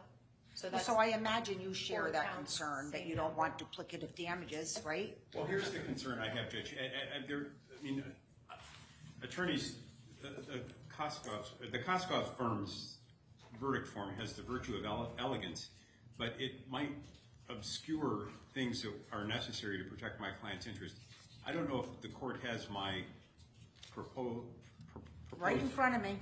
Okay, so my view is obviously I don't need economic harm given your rulings and the ascertainable loss question. But here's what I was after in this as drafted. By making a finding as to each of the claims, each of the counts, and then I'm able to, as to both compensatory damages and then punitive damages, I'm able to correlate whether the defendants are in fact entitled to punitive damages because there's a unanimity requirement. And so this is almost a specific unanimity argument, and I know that the state Supreme Court just had a series of decisions on specific unanimity in a variety of contexts just 2 weeks ago. But here's what I'm concerned about. If you do what the plaintiffs propose, you can have a plaintiff conclude, you can have the jury conclude that plaintiff A had a breach of privacy but nothing else. Plaintiff B had defamation but nothing else. Plaintiff C had intentional infliction but nothing else. And that's all allocated. And then you go right down to the punitive damages question, but they weren't unanimous. And so so by aggregating the claims, you're obscuring the unanimity requirement as to punitive damages. The virtue of what I've proposed, if there is one, is that by making a finding as to each claim, we're assuring unanimity as to the necessary predicate to get to punitive damages and preserving any sort of BMW v. Gore claim that I might have later, depending on the size of the compensatory award. So I would propose that the court, if it were so inclined, can give my charge as to each claim on emotional distress. If they've not proven it, then they're directed to give it $1, and then in what sum fairly justly and reasonably compensates, and it's either $1 or the sum. And then as to each claim, they have to decide yes or no as to punitive damages, as to the common law claims, and then as to the CUTPA claim. I understand it's the court's discretion to give it, but I'm requesting that they be given a yes or no question there. And that way, my client is assured that the jury made a unanimous finding as to each count for which compensation is sought. I think that what troubles me about the plaintiff's proposal is that it shrouds from inquiry whether unanimity was found as to any claim, because you could have people mixing and matching. I'll give you defamation, but I won't give you intentional infliction. Well, I'll give you intentional infliction, but I won't give you privacy. And the result is we get 6 people deciding different things to the derogation of the unanimity requirement. We're in a default posture. So there is, I mean, if the jury were determining that, intentional infliction hadn't been established, that would be error. No, I'm talking about damages as to the accounts. And the charge that we had just worked through has two categories of damages. Has emotional distress damages, which in our view, although we understand the defendants disagree, are available under all four causes of action, and it has reputational harm, which is available under defamation per se and CUPA. So I find both these confusing, and I'm having a hard time finding no offense, but I'm having a hard time finding my way to something that's not confusing. I just find them both confusing, and I'm just trying to figure out how. Well, maybe we should give the court a moment without arguing. I don't think. Can I take a crack at it, Judge? Anybody can take a crack. So, the reason why we settled on these two, if you look at our verdict form, you'll see that under each plaintiff there are two lines. Now, possibly to our disadvantage, you could argue that you could have 6 lines for each plaintiff, right? You could have past defamation per se or reputation, future. You could have past privacy, future privacy. You could have past emotional distress, future. But to simplify it, in part because it is complicated, we felt that really when it comes down to it, there are two very distinct categories of damages here. One are the defamation per se damages. And those are the damages that we went over earlier that are what the law might call general damages, right? Those are self-effectuating damages. That's the issue that you don't have to put on evidence for those. There's a legal inference that is drawn that they are of harm, depending on the nature of the, for lack of a word, the nature of the slander, right? And the reach from nominal. Somebody tells one person a lie about a person of bad character, that's nominal, versus substantial, which we think we have here. But in any event, those are one category that do not turn on emotional distress. The second category are what we could which is another sort of bucket, is the emotional distress damages. And those damages are occasioned here by at least, by the default, for sure, by the infliction of emotional distress claim as reflected in the name itself. And as Attorney Sterling has pointed out, under CUPA. Now, invasion of privacy, which could arguably be another line here, is actually considered in the case law one part of emotional distress. So broadly speaking, invasion of privacy is an emotional distress, as are many of the things that the plaintiffs presented evidence on. I understand this. I've not seen anything like this before, so I'm sort of None of us have. reticent. So if I can't figure it out, I'm just going to default to the old-fashioned way of doing it, and I think it's going to be a lot longer, and it's not going to please either of you. But can we talk about the possibility of doing it count by count? I agree. I think it should be done count by count. What is the, may I inquire, Your Honor? I'm just trying to find what the court's concern is about. My concern is that that's what I've always used, and I've never seen it done like this, and I'm not sure this is the case that I want to start doing it with.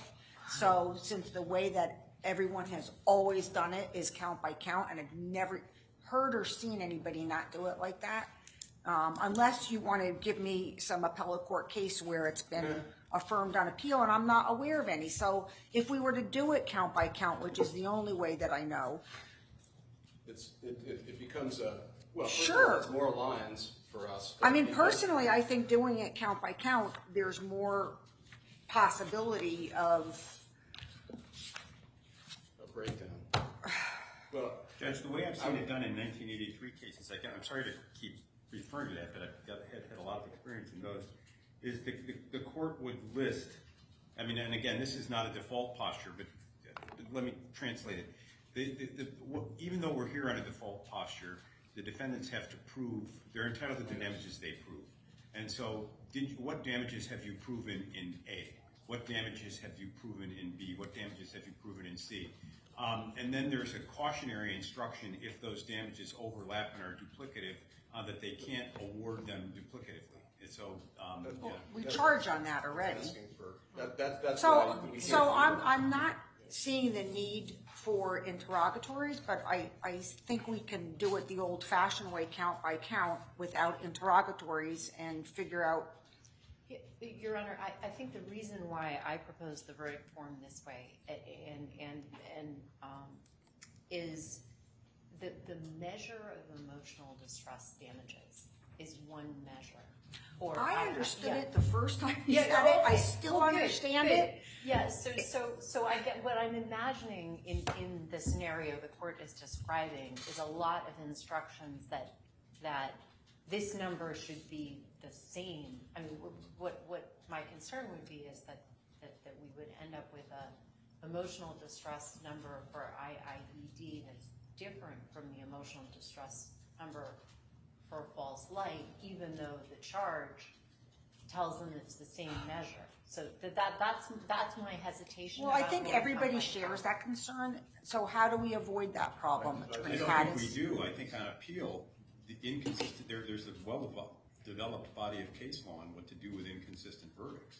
And so I'm less concerned about that than I am assuring that as to any money awarded, it's in fact a unanimous verdict, and only count by count assures that.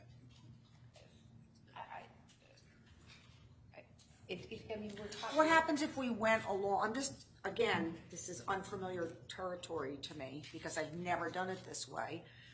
Is there any way of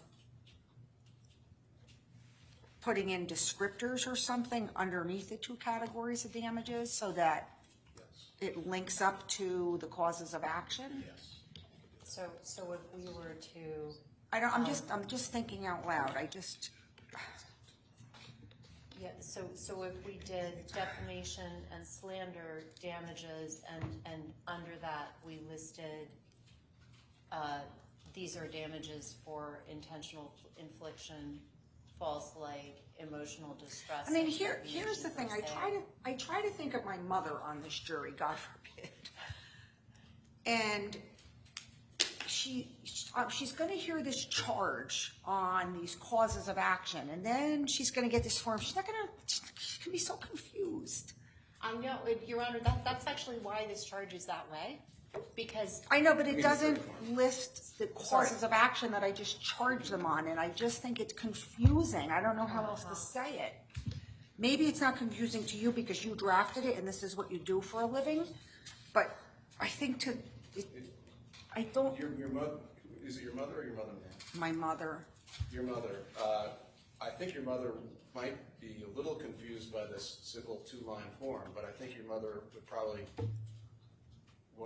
would be driven crazy by this suggestion that you have. Wait, hold on a second. There is emotional distress here, emotional distress there. I thought we already talked about emotional distress. What about this? So what about the proposal of adding some explanatory language under the categories? I think we could try that.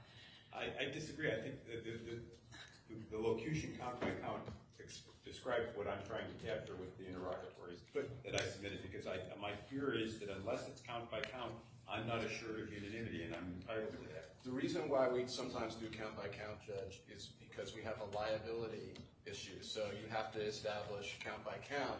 Did the plaintiffs prove, right? Did they prove Can you put some language in there that makes it that you go down to the lowest common denominator? The plaintiff claims emotional distress damages related to their, this, and this. But Judge, that doesn't capture if only 4 find a sum for IED and 2 don't, they're not entitled to anything because they haven't proven. I'm not understanding that. Say it again. Even though I disagree with Attorney Koskov about count by count being applicable only in a liability case. In this case, my understanding is that obviously it's a hearing in damages, and the plaintiffs must prove to jury satisfaction on per count what it is that they're claiming. So all 6 jurors must agree as to IED, for example, and all 6 jurors must agree as to the sum as to IED. Let's say it's $1 million. All 6 jurors must agree as to the sum for breach of privacy. Let's say it's $2 million, and so forth. Unless it's count by count, there could be less than unanimity, and a total at the bottom line that doesn't reflect that the plaintiffs have met their They're going to burden. be charged on unanimity, and they're going to Yeah. understand they can't make any awards unless they're unanimous. So can you give me a breakdown if we did it along the lines of what I'm saying? So under defamation/slander damages, past and future, and then under emotional distress damages, Do you think should we need this once, or do you want us to repeat it for each plaintiff? for each plaintiff. Okay, so. I don't think we need to give them the count numbers because they're not getting the Right. complaint. I mean, normally, in a simple case, we give, count 1, negligent infliction of emotional distress. Count 2, intentional infliction of emotional distress. Count 3, breach of contract. You want us to have the. If we're gonna go along the way that you have it, which I think avoids overcompensation, actually. I think this actually benefits the defendants. Well, I disagree. I think Right. I understand you disagree. for specific unanimity reasons. Right.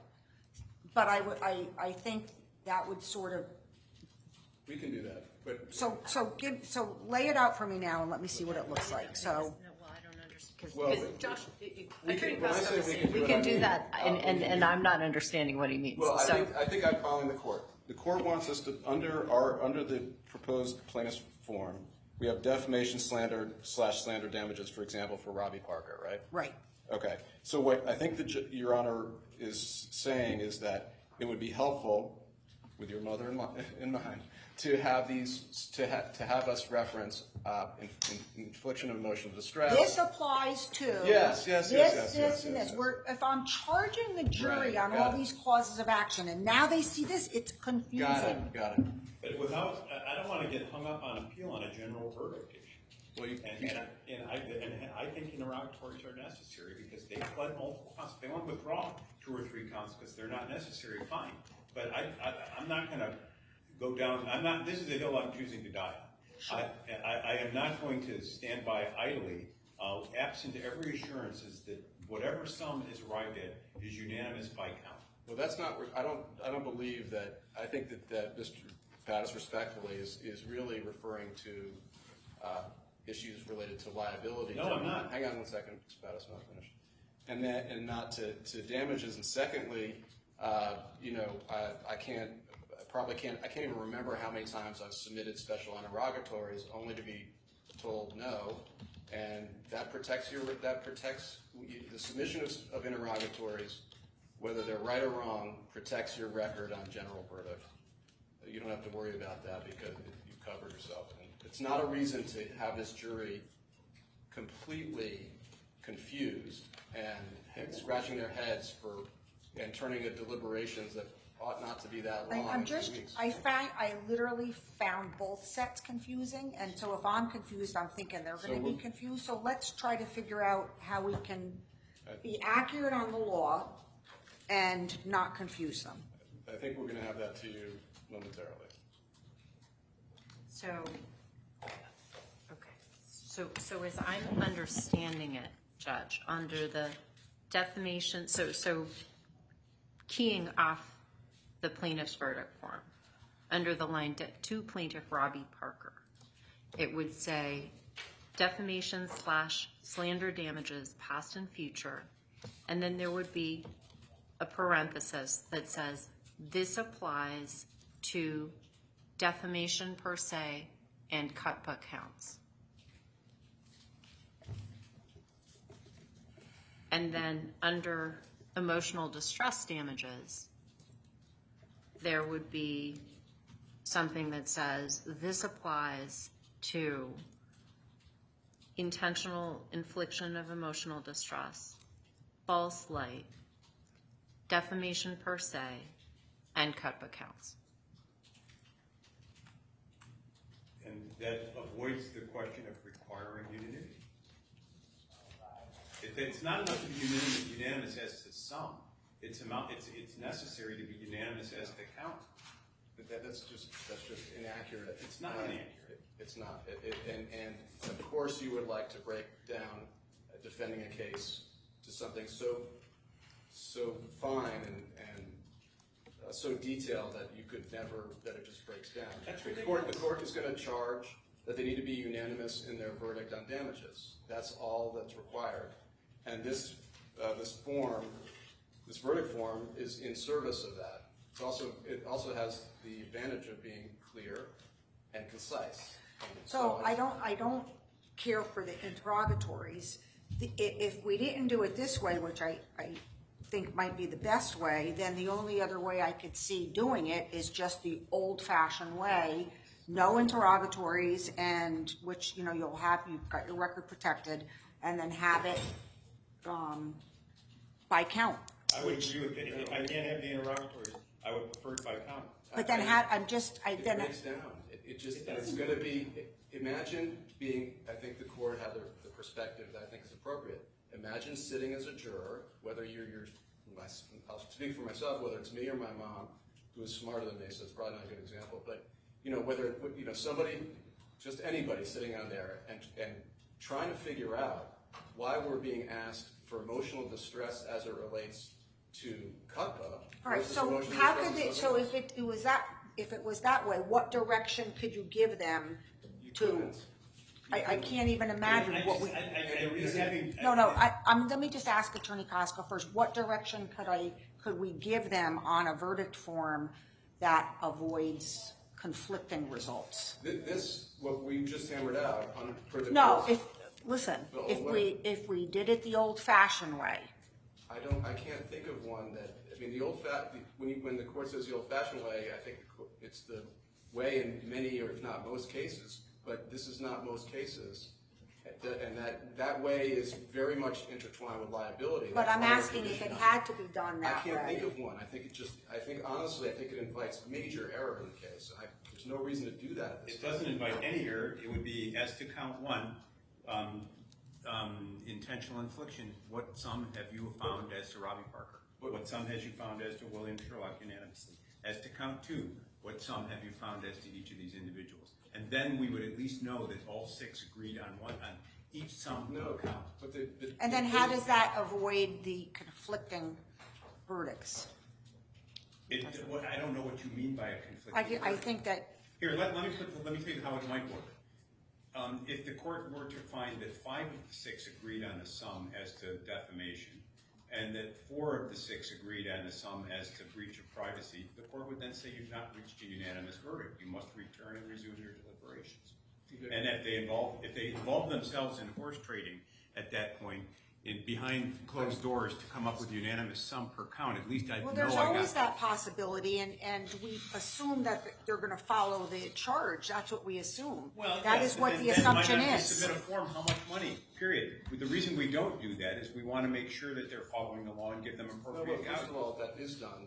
And second of all, the counts don't matter when it comes to taking $1 for emotional distress from this count versus that count. They're the same. So that doesn't. It doesn't matter in the dollar context, but it matters in the tens, if not hundreds of millions, which is what will be argued. The measure. And unless they're unanimous as to a sum per count, they get nothing other than $1. They don't get to mix and match. I don't want the court. I don't want us to talk ourselves into an error here. Neither do I. Error. I appreciate the comments, but. And, this is where maybe being 100% a civil lawyer and not involved in damages cases is an advantage. But, the measure of emotional distress damages is the same for all causes of action. The measure of reputational harm is really defamation per se. That is as clear as we can get in this case. It is not, the de rigueur way of doing things, which, by the way, I have had many cases, and I'm sure the court has too, where the court does just put one line for damages or 2 lines. I don't That is know. very, excuse me. That is very common as well. What about some language, this applies to defamation per se and cup accounts, and your award must be unanimous for both counts? That deals with your issue, right there. That's a good instruction. That's what you want. You want to be unanimous for both. Let's just tell them the truth. Just tell them the truth. That's it. And make it. That works. But it can't. But it's not unanimous for both, because unless it's unanimous for each, it can't be unanimous for So both. give me some proposed language. Track the interrogatory. And I just want to once again Just give me request some- that just we avoid without ad our- hominem stuff. just- I've tried as many civil cases I suspect as Oh, Mr. man. Kosloff has, and I'm just getting sick of it. Okay, all right. May I Come on, try? let's get through But this. I think the interrogatory addresses. I understand that, but I don't like them. I'm sorry. I That's don't okay. like the interrogatories. I don't like their verdict form, and I'm trying to make it work. So just bear Count with by me. count. No, just give me the language that you didn't like my language, which I'm not offended. That's fine. So this applies to defamation per se and cup accounts, and you must be unanimous. Give me some language that deals with your issue. As to each plaintiff, there should be a separate line per count. That's crazy. Again, there we go with the ad hominem. Okay, stuff, well, Rich. that was not, that I didn't wasn't. say that was crazy. I just said, sorry. So I apologize. It's not crazy. It's wrong, but it's erroneous. Okay, It's listen. not either. I mean, So,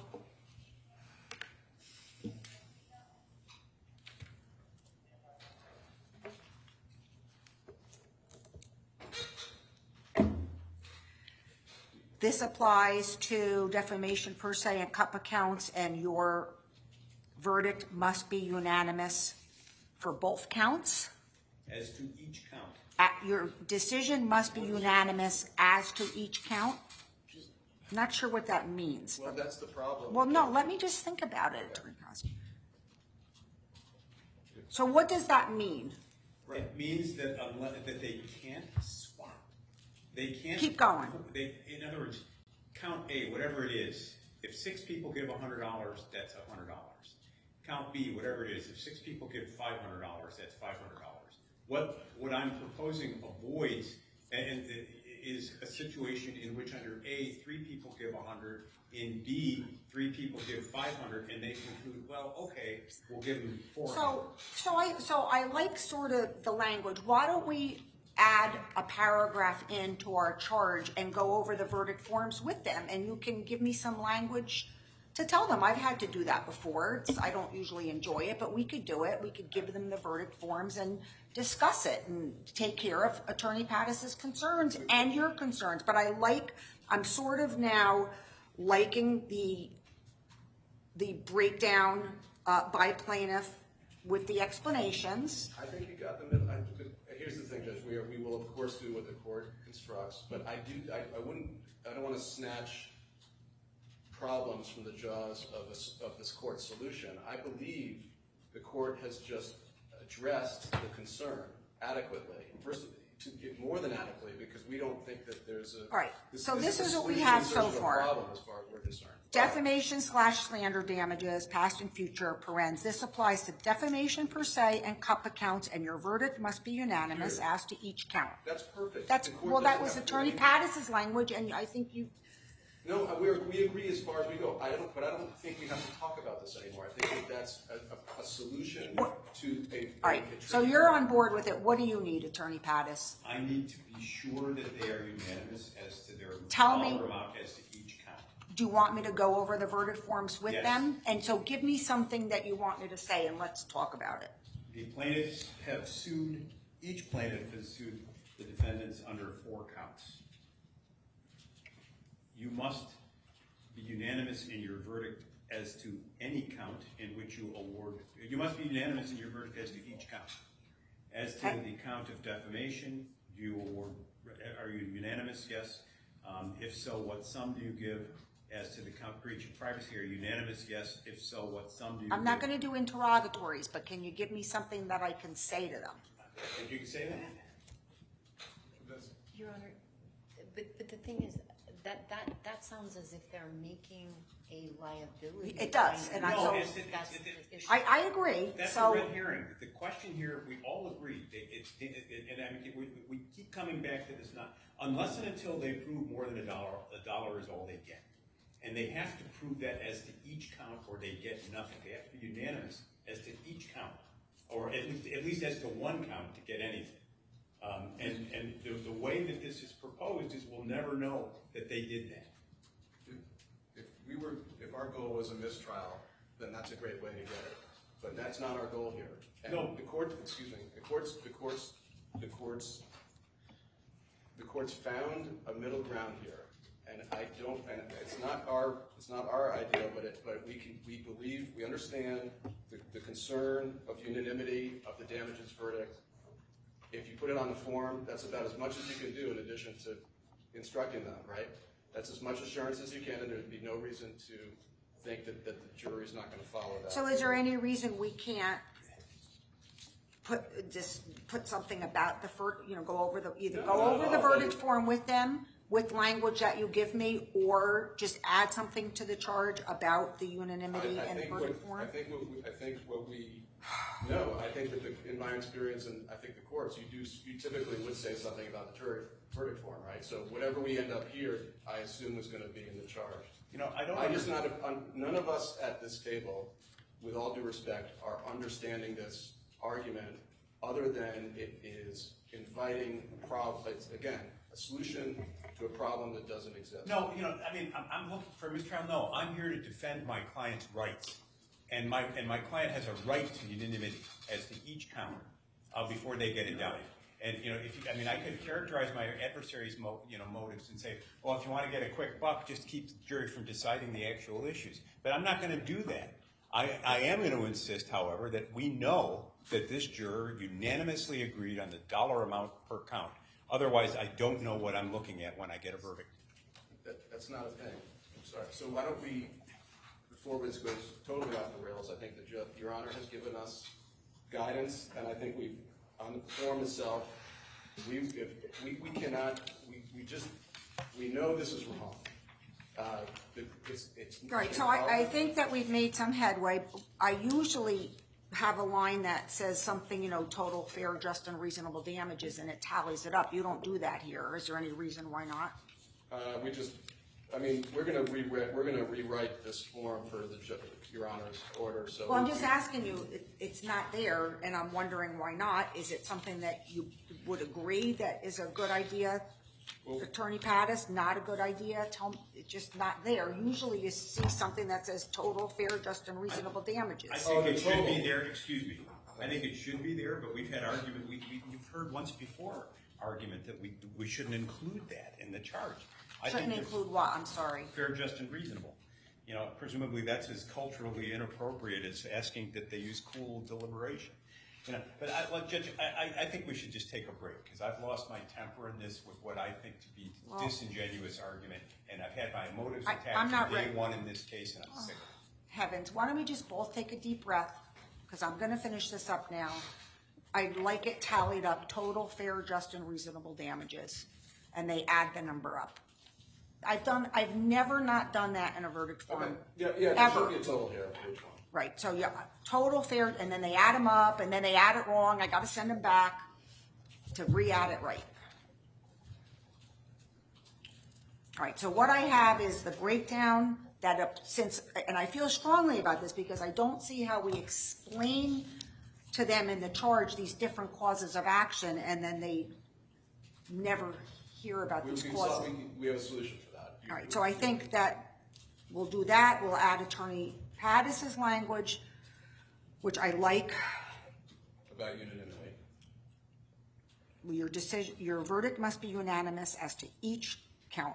Yeah, as to each, right. I think or each cause of action. I don't know. Attorney Pattis, you said count. Do you want cause of action? I think cause of action is better. That may make more sense. Than count, because they don't even, as to each. No, sorry, Judge, that's not, the counts, they come into this case having a unanimous verdict on all counts because of the default, right? No. So they They just have to be unanimous on the damages. That's all. It's not as to count. Well, damages as to count, then that's No, fine. it's not the law. It's just not true, and that is manifest error.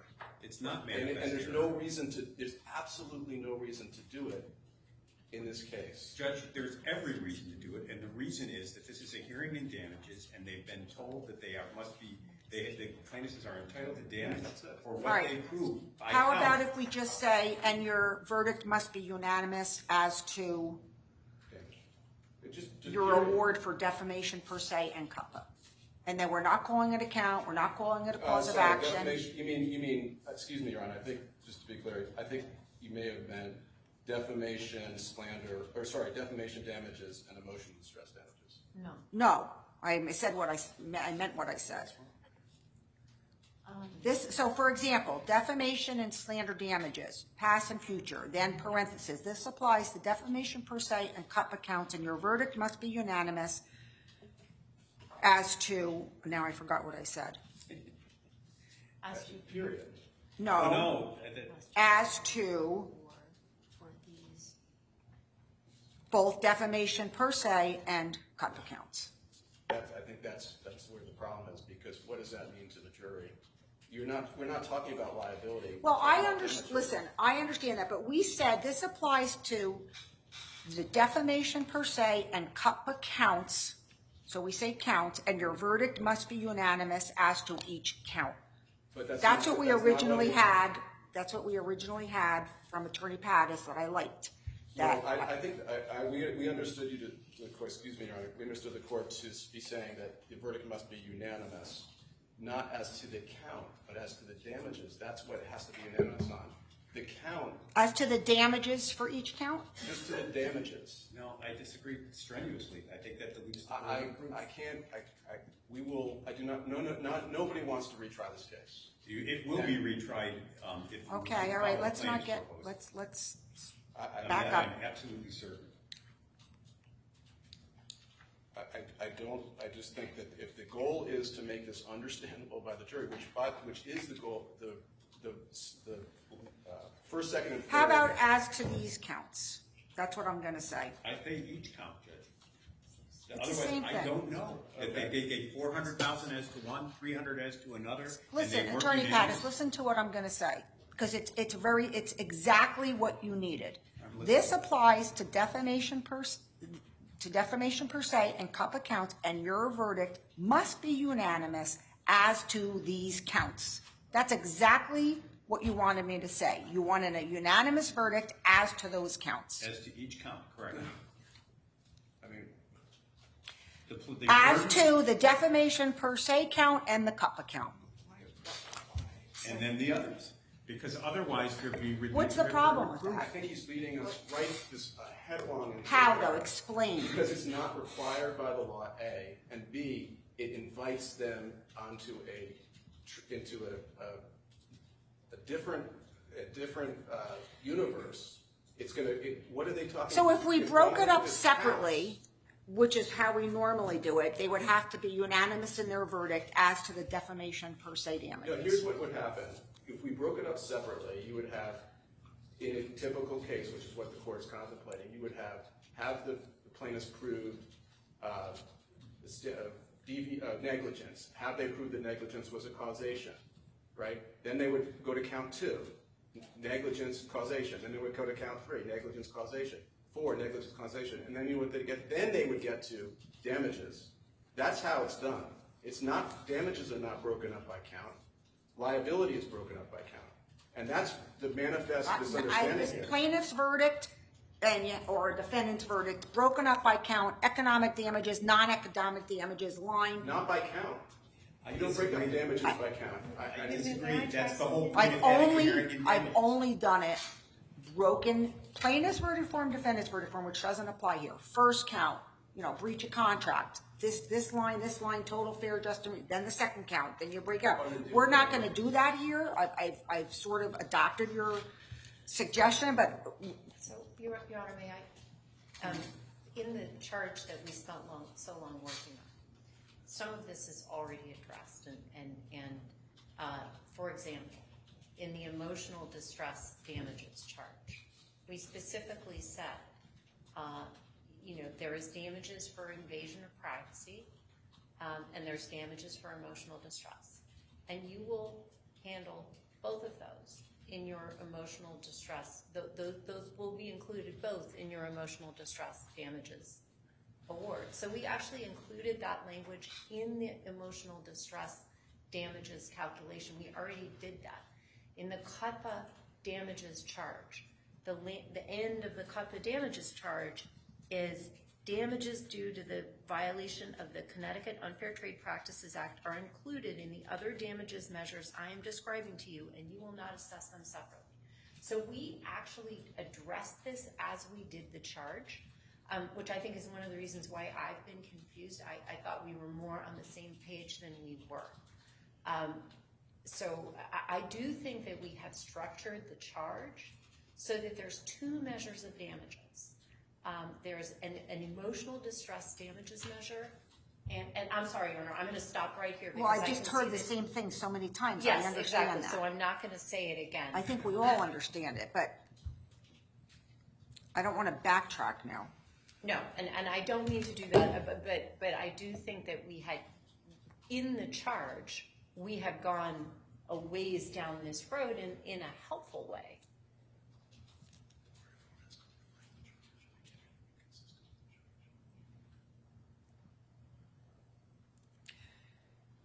So I think this applies to defamation per se, and CUPPA counts, and your verdict must be unanimous as to each.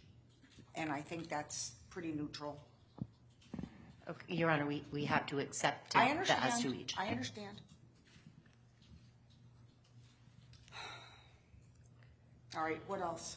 I think that similar language needs to be included as to the other counts, that their verdicts need to be unanimous as to each count. Where does it say that in the charge? I mean, it's inconsistent with the charge.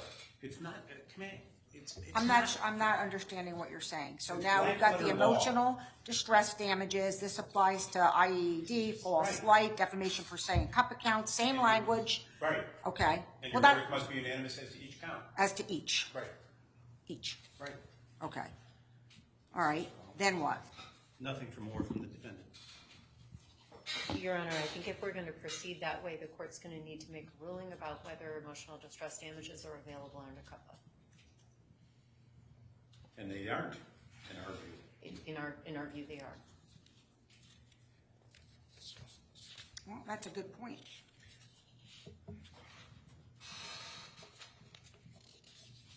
That's not a reason not to do it. No, I mean, look, I'm not the one who sued on behalf of 15 people under 4 different theories. But I am here to defend 2 entities who are entitled in this hearing in damages to pay no more than the jury unanimously finds them to be liable for. And the plaintiff's burden of proof is restricted to the allegations they've made in these various counts. And I will resist any effort to let the jury compromise on what they find as to each count.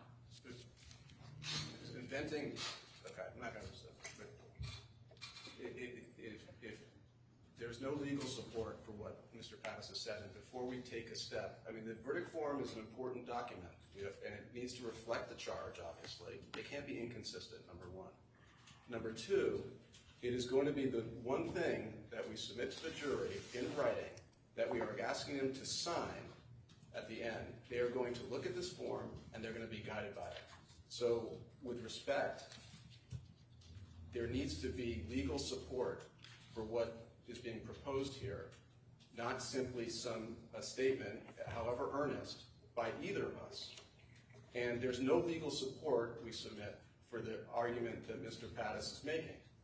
And that isn't, and you know, that's, again, I don't mean any disrespect by that, but an issue this important that has this much material effect on the verdict and the integrity of the verdict, I just am reluctant.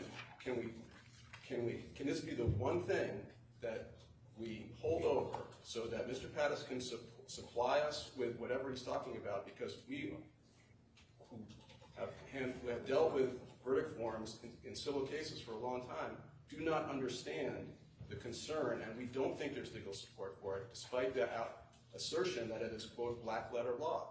We do not want to invite error. We got so far here in this case over years. So what are you saying, Attorney Kotzko? I just am saying I don't want to have this hammered out because we're all, you know, we've been. Well, so far there's nothing that we've said in the proposal that is contrary to the law, right? We're telling them what the damage is, what counts it applies to, and their verdict must be unanimous. They have to be unanimous in their verdict. We're okay, but then you get into this idea where the unanimous as per count, and I believe.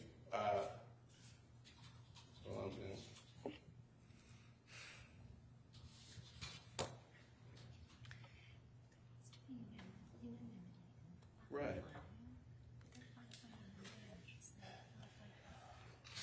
Yeah, so I think, yeah, their unanimity has to be on the damages total, but not by count. That doesn't. And Mr. Pattis says that's not true, and we say, well, show us the authority that says that's not true. Well, I'd say the contrary to them. Show me where you We can. We will. Excuse me. Show me the authority that says what you're relieved of your burden of unanimity simply by pleading multiplicity. That is not the law, and I'd like to see the case that says it is. You know, I don't come from a long firm with parents and grandparents involved in it. I'm not All right, now we're play that getting card. personal here. No, it is. I don't want any more. I don't want any more. So let's just end it there with the personal attacks, and God, let's not engage in anything like that tomorrow. So Judge, I just did, because of the importance of this, and because it's the end of, it feels like the end of a long day. And it's only 3 o'clock. I know, but we're all feeling, I think, a little bit of cognitive, you know, we need a cognitive break, I think. And can this be the only thing that we hold over so that we can, I mean, first of all, what we'd like to do is submit a proposal based on what the court has said so far, at least as far as we all agree. Because I think we all agree to a certain point. What do we agree on? I'm not sure we agree on anything. I think we are agreeing to put the direction in that these damages emanate from these counts, right? That's what the court wanted about, because we were going to say. And you agree they must be unanimous. Unanimous is okay too. And you just agree as to each. You disagree as to each. Right, I think that's where it goes. All right, so why don't you prepare it and That's put the as to each in brackets, and we'll pick it up. Okay. All right, so what else, where else am I looking on here? So now I'm on page 6. Attorney's award of attorney's fees and costs. Yes.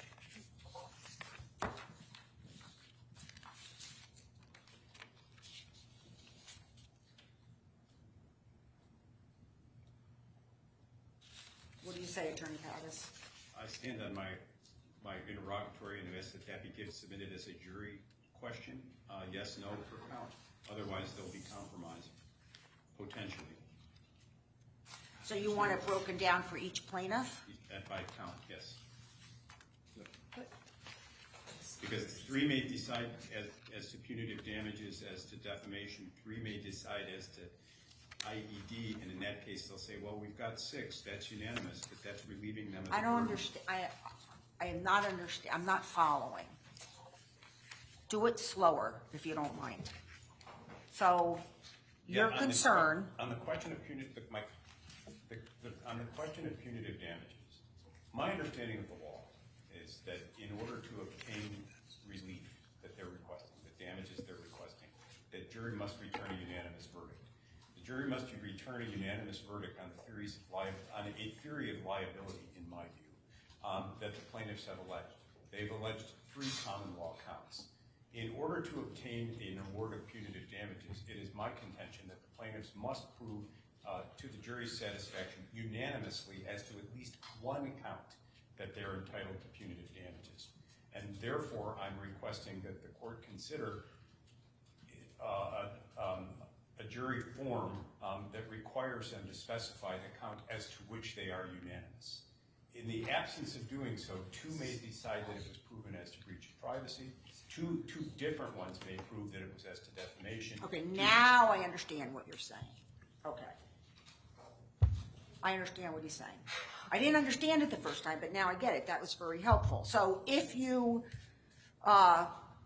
reach a unanimous verdict on whatever, then Yes. yes. Okay, so but If they you have reached. if you reach a unanimous verdict on this, or this, check yes. That's it. So, Your Honor, That's it. there is a unanimous liability verdict in favor of the plaintiffs on every count and Right. on punitives. Yes. So how, I mean, I truly, and I'm trying to understand. I suppose it would understand be that- if you reach a unanimous verdict that more than nominal damages should be awarded. Yes. That- But I am not understanding now I understand that there could be an argument that for example, your false light claim fails. And so if your false light claim failed as a matter of law, right, then you would not be entitled to punitives under your false light claim, right? I'm trying to understand Attorney Pattis's position. But in this case, where we're entitled to punitives already, a dollar or more, based on every single cause of action, right? It doesn't more. matter. It doesn't matter which cause of action. Every single one entitles us to punitives. So the idea of saying to the jury, you have to think cause of action by cause of action, it doesn't make any sense. And that's actually the issue that I'm having with the request for unanimity. There's already liability findings on every single cause of action. So the idea that they... Right, but I understood that prior argument to be, well, they could believe that only nominal damages should be awarded on the defamation per se, but then, more than nominal damages on the intentional infliction. That's the... Yeah, I get that too, Judge. So this is different. So how can we make it clearer? Okay, but let me try to address the prior point first. I get that distinction between... I don't want to go back. I want to deal right now with the punitive damages. Because that's going to be easier. Well, Judge, I don't think that it can be broken down count by count. I just don't think you can do it after post-default. Okay, but so what we have here is, very basic. So let's try to give them a little more guidance. Does the court mean by inserting the reckless, willful, No. wanton standard, or?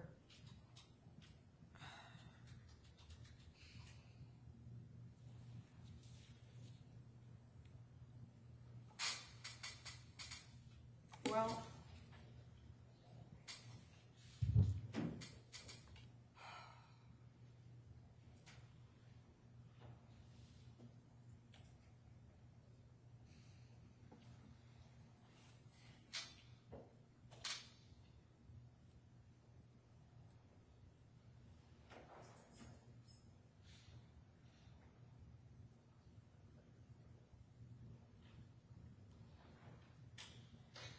I suppose we could. I just think it's getting very confusing for them. So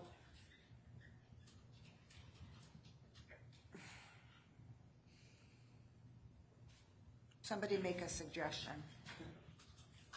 I think the suggestion would be, as to punitive damages,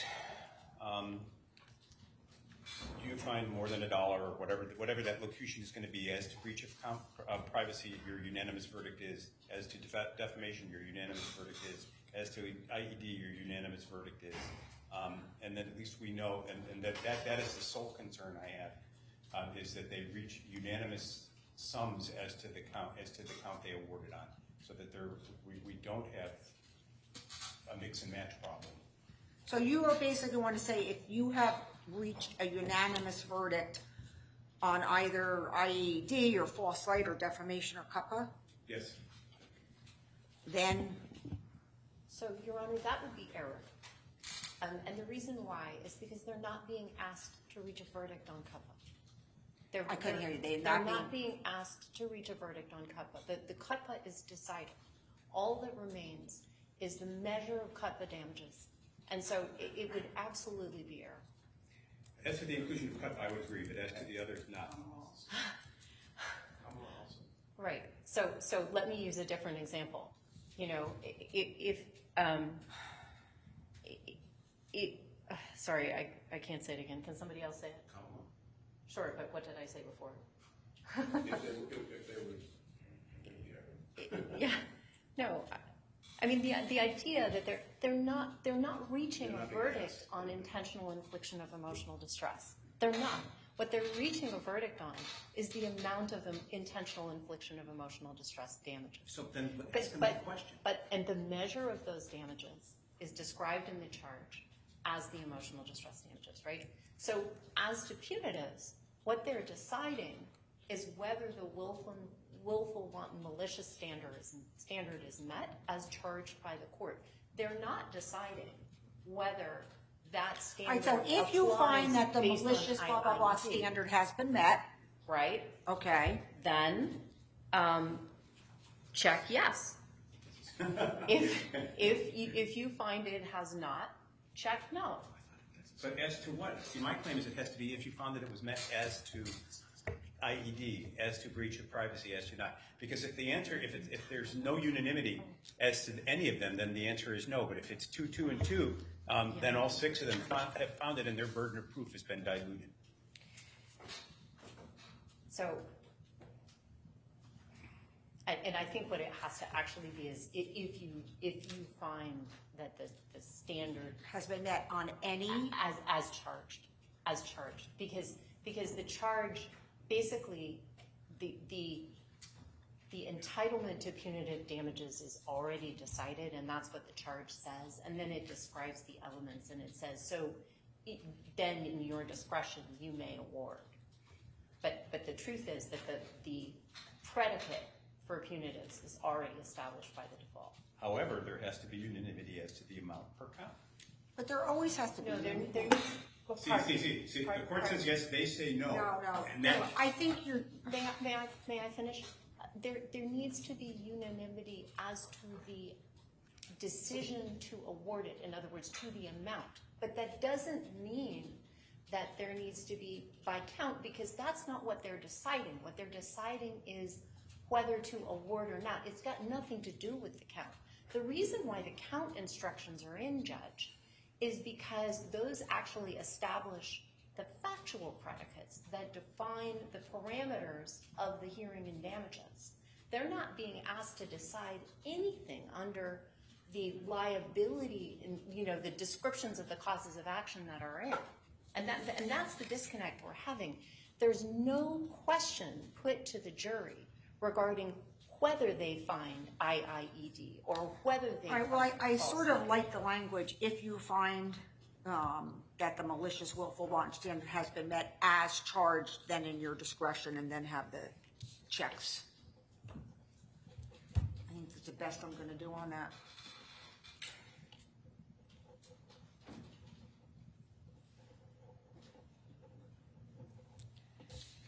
All right, what else? I think that's it. Yeah, I think then, right, we're back to just the unresolved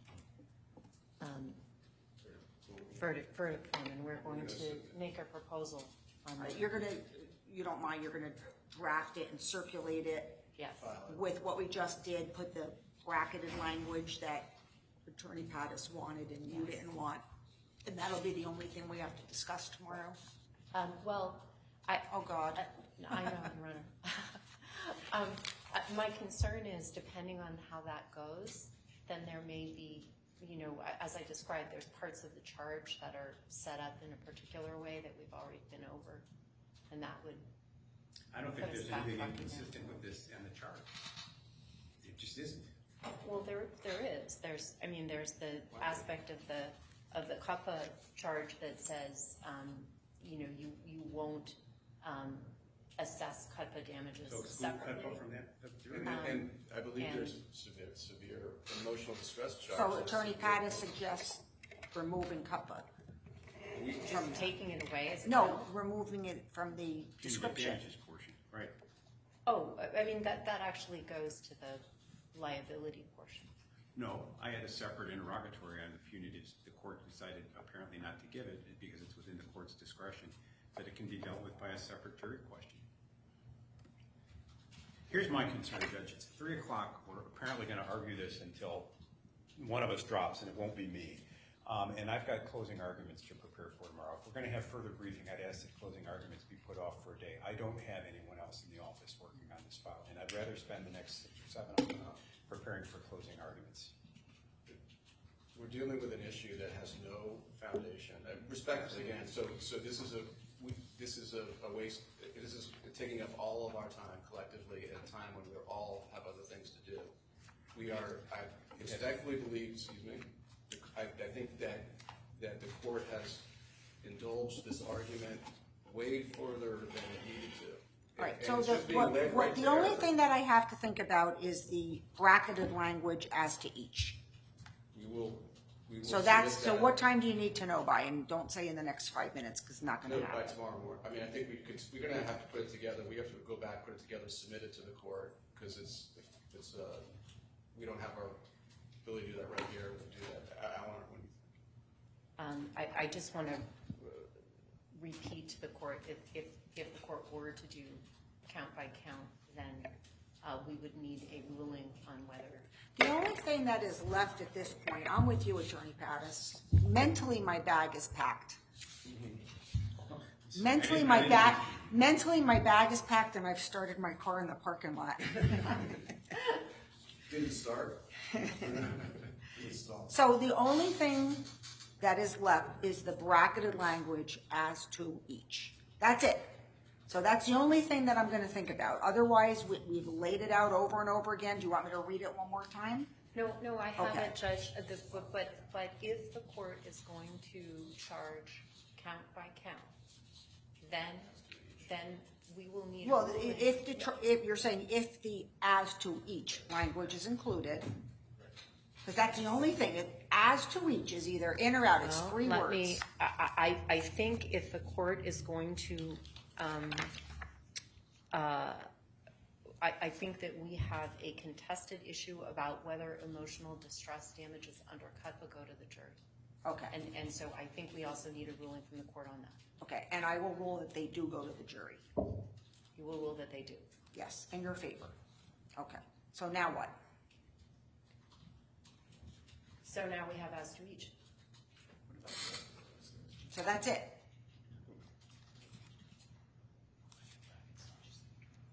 Yeah, I mean, what remains is the court's decision as to each. Right. Okay, so that's not going to hold anything up. So you're going to circulate this, and I'll let Ron know before 5, and then he can email you. All right? Thank you. We're adjourned. Thank you, Your Honor. All right.